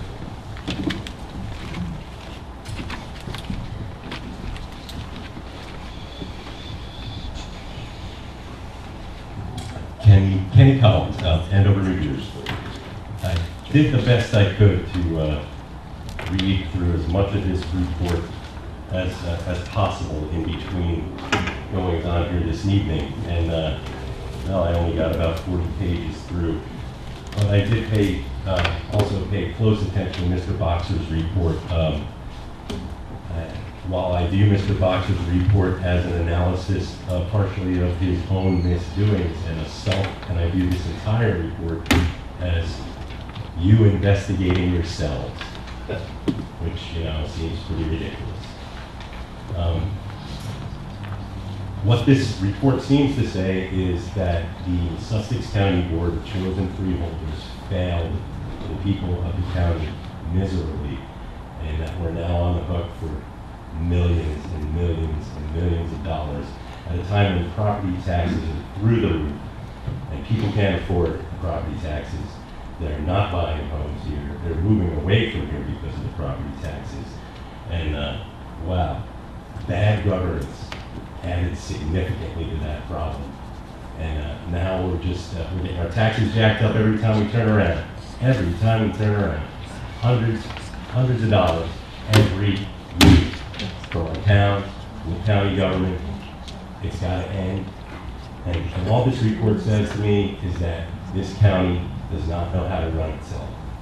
And that it can't be trusted to run itself because it fleeces the public for millions. It allows people in its own government to fleece the county taxpayers for millions and millions of dollars. And just leaves us all on the hook for it. This is not how government should work. I don't know what you guys are going to do to fix what's wrong with this governing body, but there are clear, serious problems that are very well spelled out in this report that need to be fixed, and I really hope you can figure out how to do it. Thank you.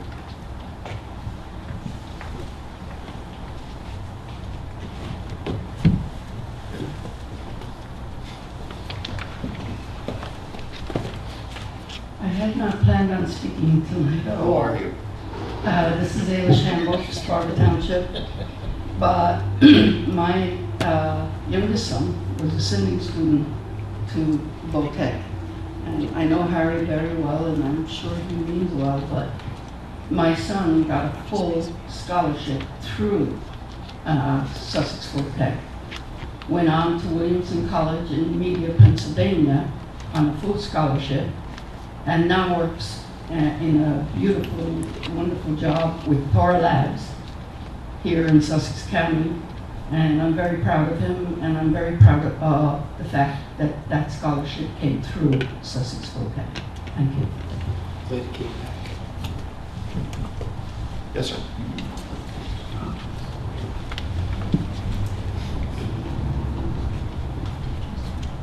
Hi, sure. Alex Rubenstein from beautiful Byron. So I have two things. Just on the VOTEC thing, my son Josh goes to VOTEC. He was a freshman this past year. We think it's a great school. The education system is very good. He teaches senior care, so I would echo that as well. But more about the solar thing, which I'm sure you want to hear a lot more about. I read the report in its entirety sitting here tonight, and it's a factual analysis, as Mr. Collins pointed out, of yourselves. Notwithstanding that, my question is not so much about this. The question is, what next? And I asked that directly to you guys tonight. What's your intention with this tonight? What are you going to do? What's your plan? I'm sorry? We can't discuss. Can't discuss it at all. So there's no comment on any intention of moving, are we, So can you just tell us if you're done? This was a step in the process. Do you feel that you're done, or there's more to be done? We You didn't tell us if there's more to be done. by rule of by advice of counsel, we should. Okay, thank you. Is that? Yep.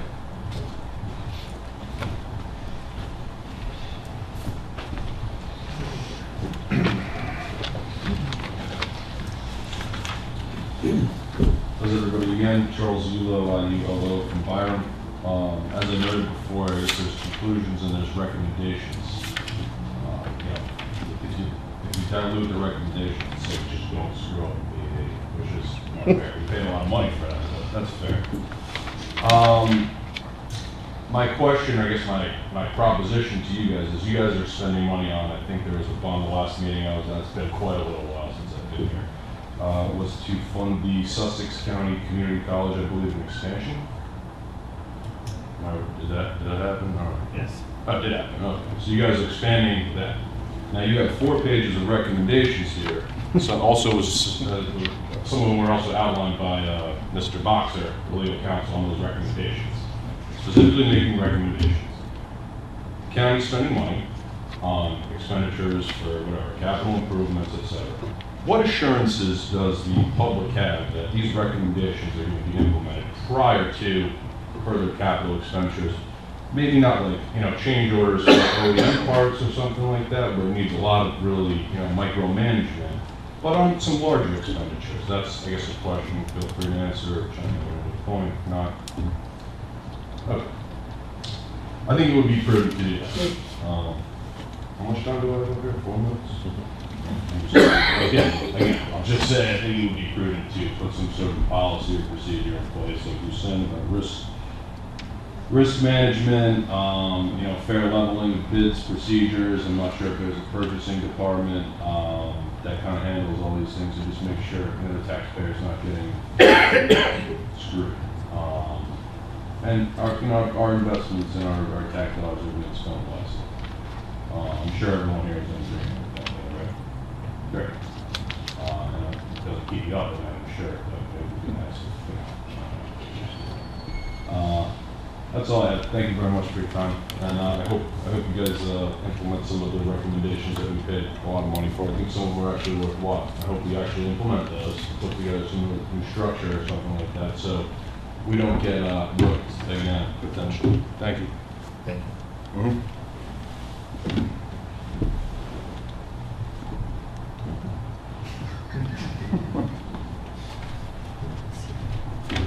Neil Kenny from Green Township. I came across a situation about a week or 2 ago. I got an individual, and I asked the person if their home was on their backpack. And coming from down New York City, they often had places that one could drop into, shelters of some sort. Sometimes it was churches, sometimes it was public space. And I'm wondering if there's anything of that structure available in Sussex County, anywhere in the county. Because I suggested to the person that they go to the police station and, and this wasn't somebody who was talking about a drug problem or anything with the CLARE program. I said, maybe you could stay there, and that went over like a lead balloon. I think that some of the people that are on the streets feel the law enforcement and them are confrontational, whether that's their imagination or reality, I don't know, I'm not making a judgment on that. But if there were a place that was within the county that is available on some basis, I'd like to know that. If you answer that. There is. Talk to you later on about that. I can Okay. give you information. Okay.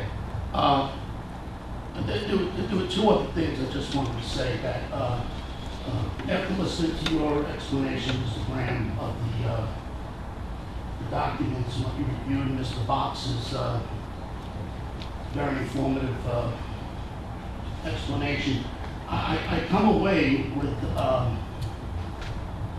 no reassurances that there wasn't collusion between the parties and the Russians. Does anybody consider that up? And in closing, I would just like to say, having studied the French Revolution somewhat, that if there's going to be a citizens committee, would you have to have a committee to form a subcommittee to decide which committee would the committee be on? Okay, I'd like those reassurances. Thank you. Autumn, do you want to comment on? Yeah, there's a nonprofit in the county, it's called Family Promise, and they provide emergency housing for individuals, and they work with all of the churches, or the majority of the churches in the county, to provide immediate housing for the homeless population. Do they, I'm sorry if I may. So if I meet somebody who's, just homeless, You not to be could- strung out, and it's 10:30 at night, is there anything available for them? I mean, where is this They family? have you can call their line, and they have a team of volunteers. So they have a hotline? They have a hotline. Okay, and you would have that information? I don't have it on me right now. I'll give you I my can- information at the end of the meeting, Right. or you give me a call. Yeah, and I believe the Samaritan Inn also provides. Okay, thank you very much. Still better off with the police, because the police will make the phone call. And here, talking about 10:30, I think 10:30 on a Friday night, it's still better, even though they don't want to do that, that is still the cleanest way to get the help that is needed in an essential manner.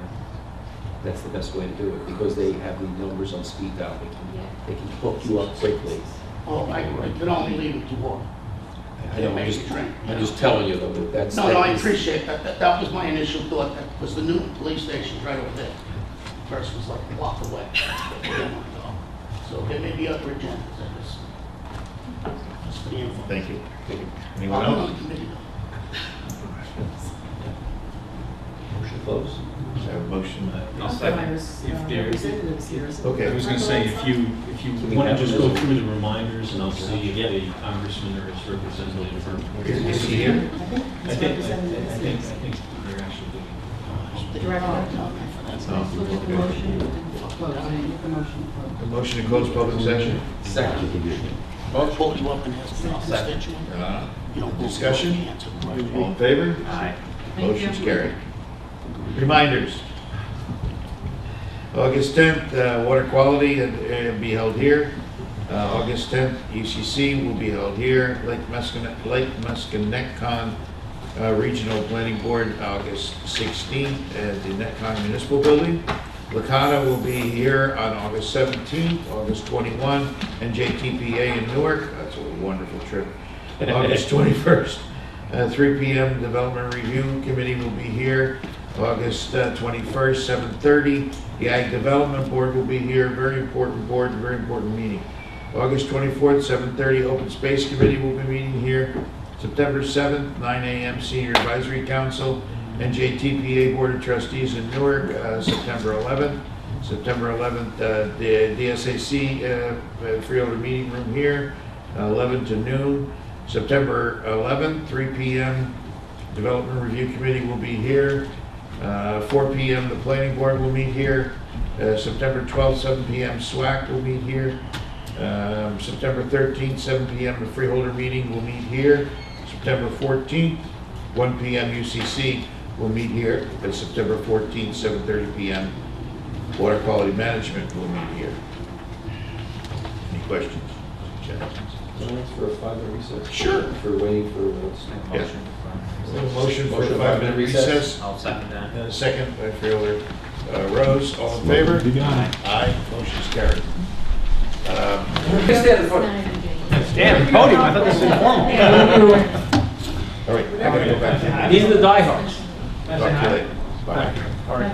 Nice to meet you. John will. Hey, John, nice to see you. Thanks for coming out. Of course, thanks for having me. Biology break is over. Thank you. Hey, Carl. Hey, good to have you here. Speaking of that, are they gonna get 67 different bathrooms? Hi, it's nice to meet you. No, the beauty of this Doing is well. one. Yeah, everything's good. 67 different. Okay. You're gonna start recording? Thanks. Yes, go ahead. I'm sorry. My pleasure to introduce our Congressman, Congressman Gottheimer. Glad to have you here. Thank you for having me. I'm really grateful. You didn't say anything, or am I? Yep, go ahead. It's all yours. I really came to just introduce myself formally. I know many of you, but I just wanted to say hi formally, and I'm really grateful that you gave me this opportunity to be here. I know it's been a long night for you, so I will try to keep it focused. But I just wanted to give you a quick update on what's going on in Washington, if that's helpful, address any questions you have, and tell you a little bit about my first 7 months and somewhat 5 days maybe. And I got off a flight at 4:30 a.m. this morning. I was in Israel for the last week, the last 6 days. Really focused on the cooperation between our two countries, especially on security, where it's a key relationship right now in the region with, as you know, ISIS on the march, with Iran sort of moving deeply in the Mediterranean. And we have a very long history with our ally there, and so it was getting briefed by generals on certain weapon systems and looking and studying the relationship and obviously the country. So I can talk about that if you're interested, but that's where I was until this morning. Before that, we finished up. We're now on August recess, which is our work period in the district. And it's 7 months, I can tell you, it's been interesting. So it's been interesting, hectic 7 months.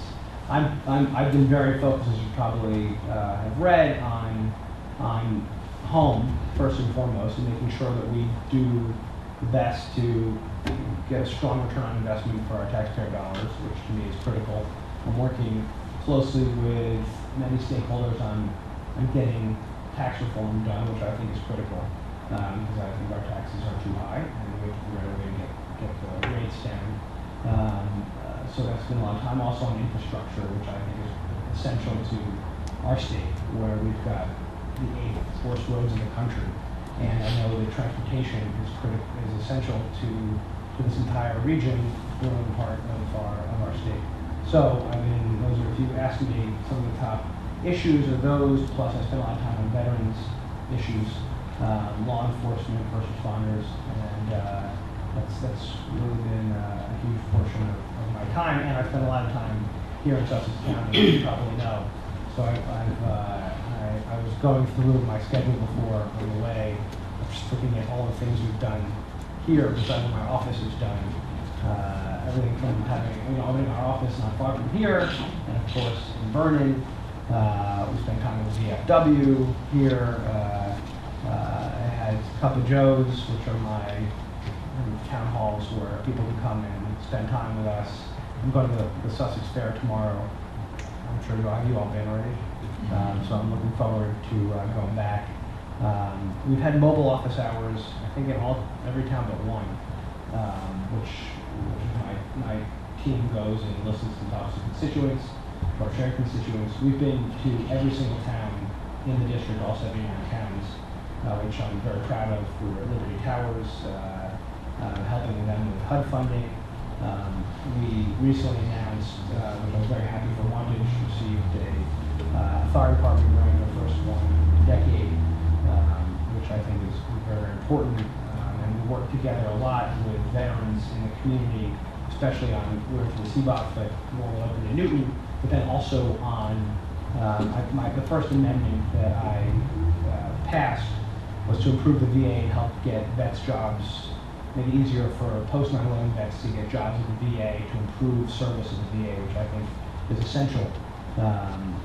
We worked in a bipartisan way with many of you and with the assemblymen in this area and telling people in this area, the senators, state senators, on getting action in Andover Station, which I heard from the mayors, and I had a mayor's town hall here, and heard from a lot of folks that we really focus on that. I think our roundtable was in Franklin, was selective insurance in Branchville.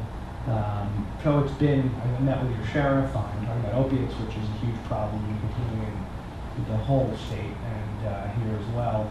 So that was, I've spent a lot of time on opiates. I've been on a list of things that we've been focused on. So it's certainly been busy.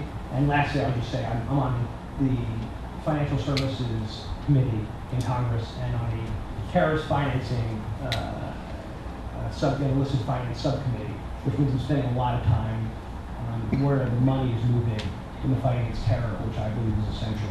Both homegrown terror here in our country, which continues to be a real threat, as you know, and then globally fighting terror, which, if you look at the map, not just what's going on in the Middle East where I was, but really around the world, terror continues to grow, whether it's ISIS or Al-Qaeda cells or other new resurgent terrorist activity. And of course, we've got other threats like what we see in North Korea and other places, other hotspots around the world. So that's a very quick overview of what I've been up to, but I really wanted to hear from you and to thank you for having me. Sir? You sound very busy.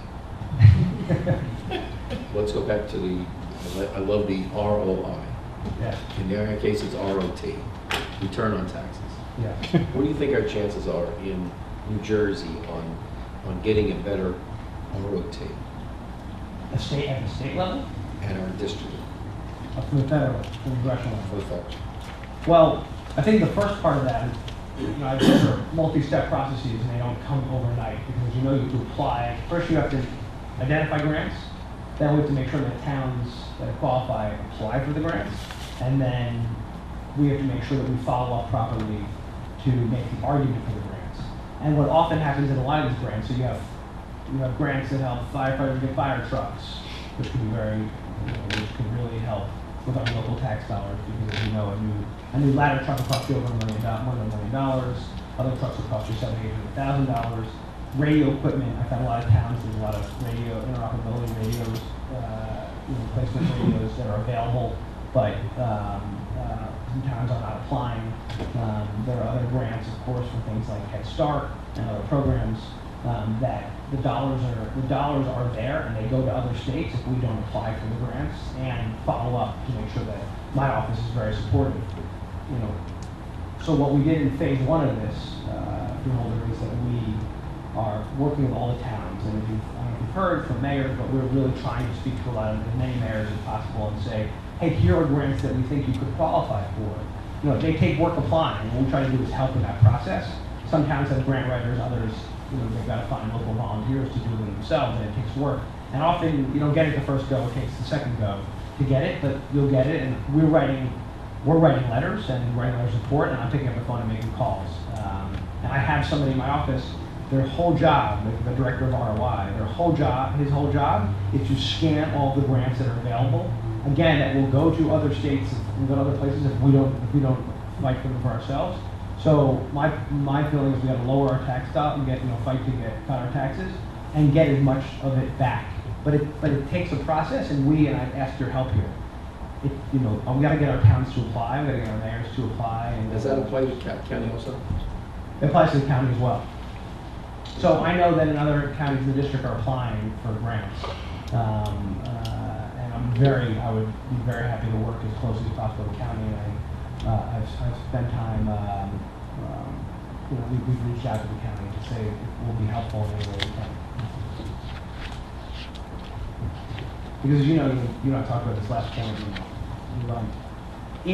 Historically in this district, in recent years, we've had some of the lowest returns in the country on the tax dollars we pay out compared to other places in the country. And we get half. We've historically gotten half of the return in the 5th congressional district where we live compared to the rest of the state.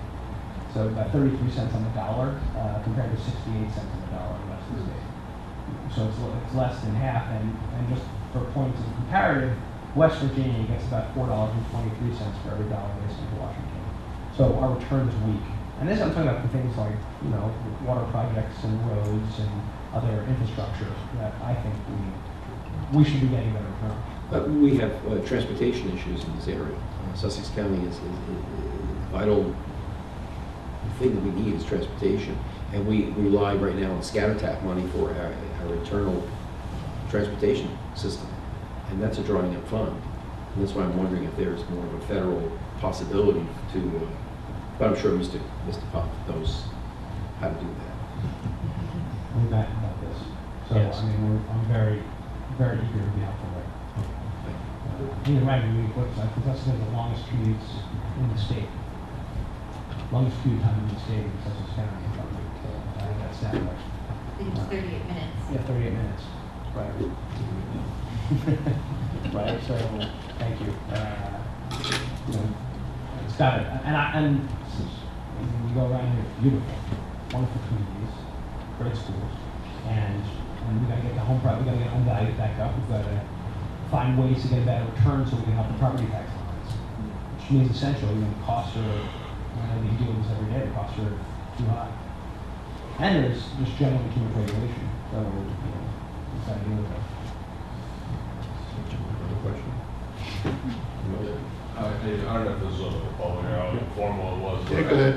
Great. Yeah, just a quick question. I don't know if you're aware, I think there's like a New Jersey transit project in the area that they're trying to get through to Andover and Yes, extension. the cutoff, the Lackawanna cutoff. Yeah, the Lackawanna cutoff project. There's a couple, it sounds like a great project in principle, and like we're talking about transportation issues seems to be an issue. I don't know, you seem like a guy that might know how to get things done, get on the phone, call some people, make some things happen. I don't know if that's something that you could, in terms of the constituent service, as well as saving money for, not tying it up in like a legal thing. I think also, the freeholders or whoever it was, I'm not really that familiar with the issue, the 911 center that was created a long time ago to kind of consolidate all the more regional or local 911 kind of centers into one, larger one to save costs all around for the taxpayer. And I think I don't know if there was an issue implementing it, but I just think it turned out to be 7+1 when it was supposed to be 7-2-1 of those. And I'm not sure, if that's something else. I don't know if that's like a federal, I know you're in Congress, and it might be, I don't want to say below your pay grade or anything like that. But It's certainly not below my pay grade. Great. I can't get lower. Yeah.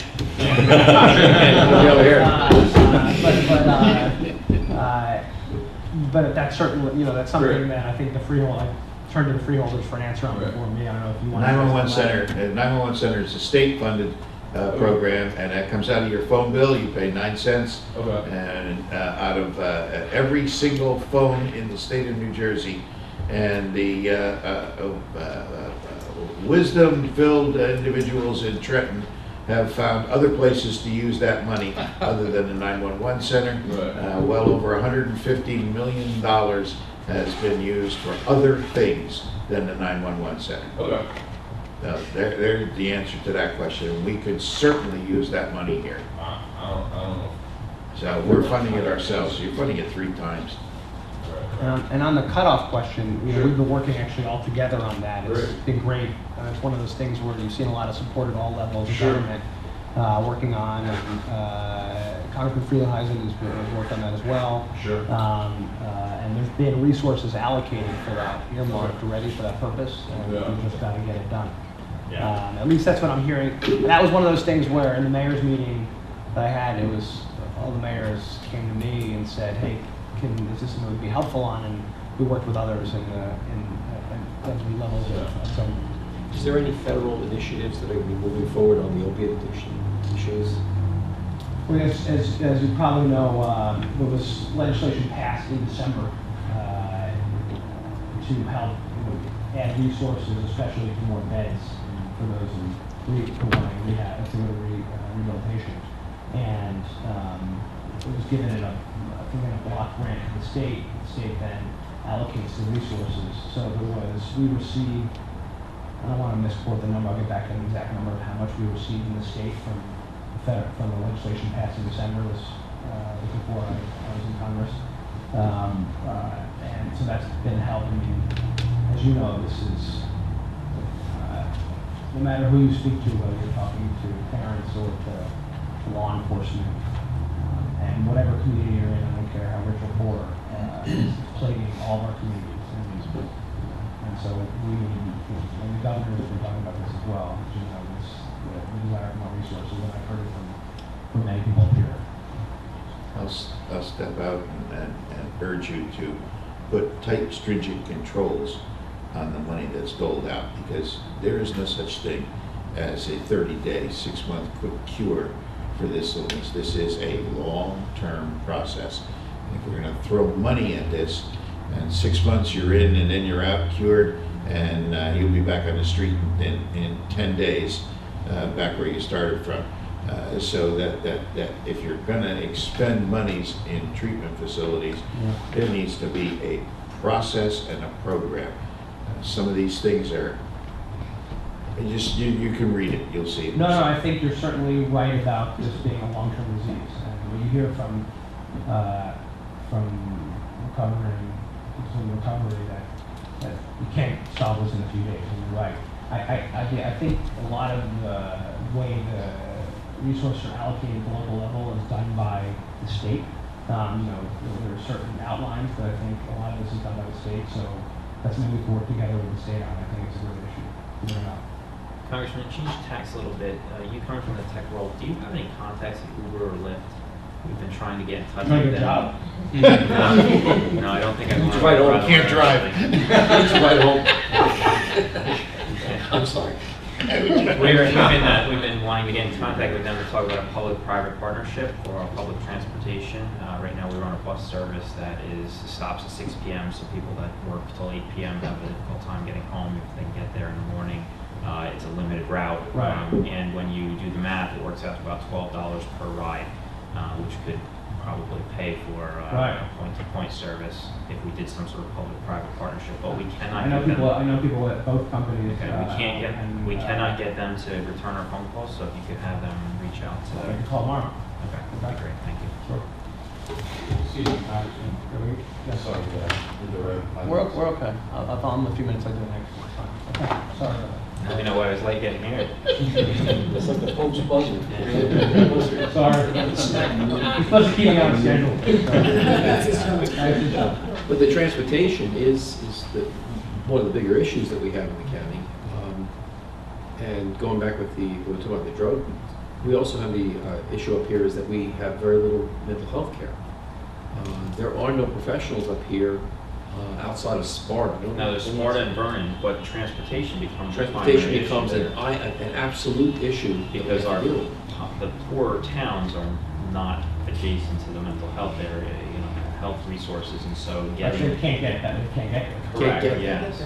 We're actually trying to work on a pilot program right now, looking at possibly new high school, where we can start to bring somebody east to a central location.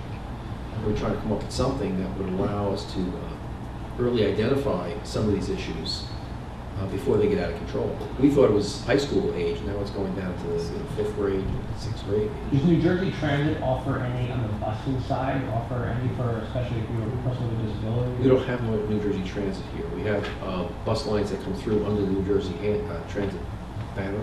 But the only New Jersey Transit we have is in Route 23. Right. I think it ends at Stockholm. In Stockholm, yes, I know that one. I didn't know if they run a bus, sometimes they have We special would be buses happy or- that they don't have to run anything in here, just give us their money. But when you look at the per rider cost, it's enough to actually pay for a point-to-point service or substantially subsidize the point-to-point No, it's service. it's a very interesting idea. So, but Have other towns tried that? It's being done in a Canadian town, is the only one we know of. Innsborough, I believe is the name of the town. And there's been some limited work in the city of Summit having to do with reducing holiday congestion within the city limits. That's a great idea.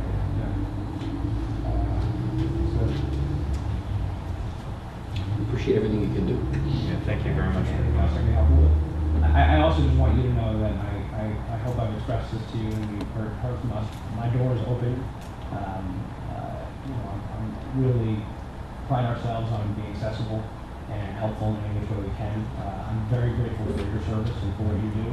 You're on the ground every day, so thank you for what you do for the community. And please, if there are ways I can be helpful with the county or towns that you think need help, or an issue that comes up, or a constituent service that whether somebody who has a social security issue or a veteran issue, please send them our way, and you can call me personally, and I'll make sure you have my personal cell, and just call and please let me know how I can help you. I really think it's important.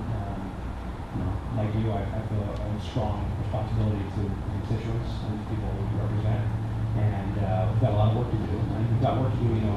One of the things I've been spending a lot of time on is I co-chair something called the Problem Solvers Caucus, which are now 43 Democrats and Republicans, roughly evenly split. And we get together every week on Washington, and we figure out ways where we can actually cooperate together and get things done in a bipartisan fashion. Because as you know, most of these issues, like helping a vet or getting a fire truck or fixing a road, these are not partisan issues, right? They're just good American issues. And so I'm really worry less about affiliation and more about getting things done. And I think I know you do too, and I think that's really important. And I'm going to keep working at it, and if you think I have to fix anything, please call me. Thank you for having me. Thank you. Thank you.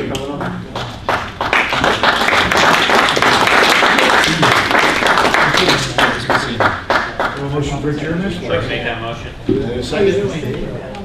Second? I have a second. All in favor? Aye. Aye. Motion's carried. We're adjourned.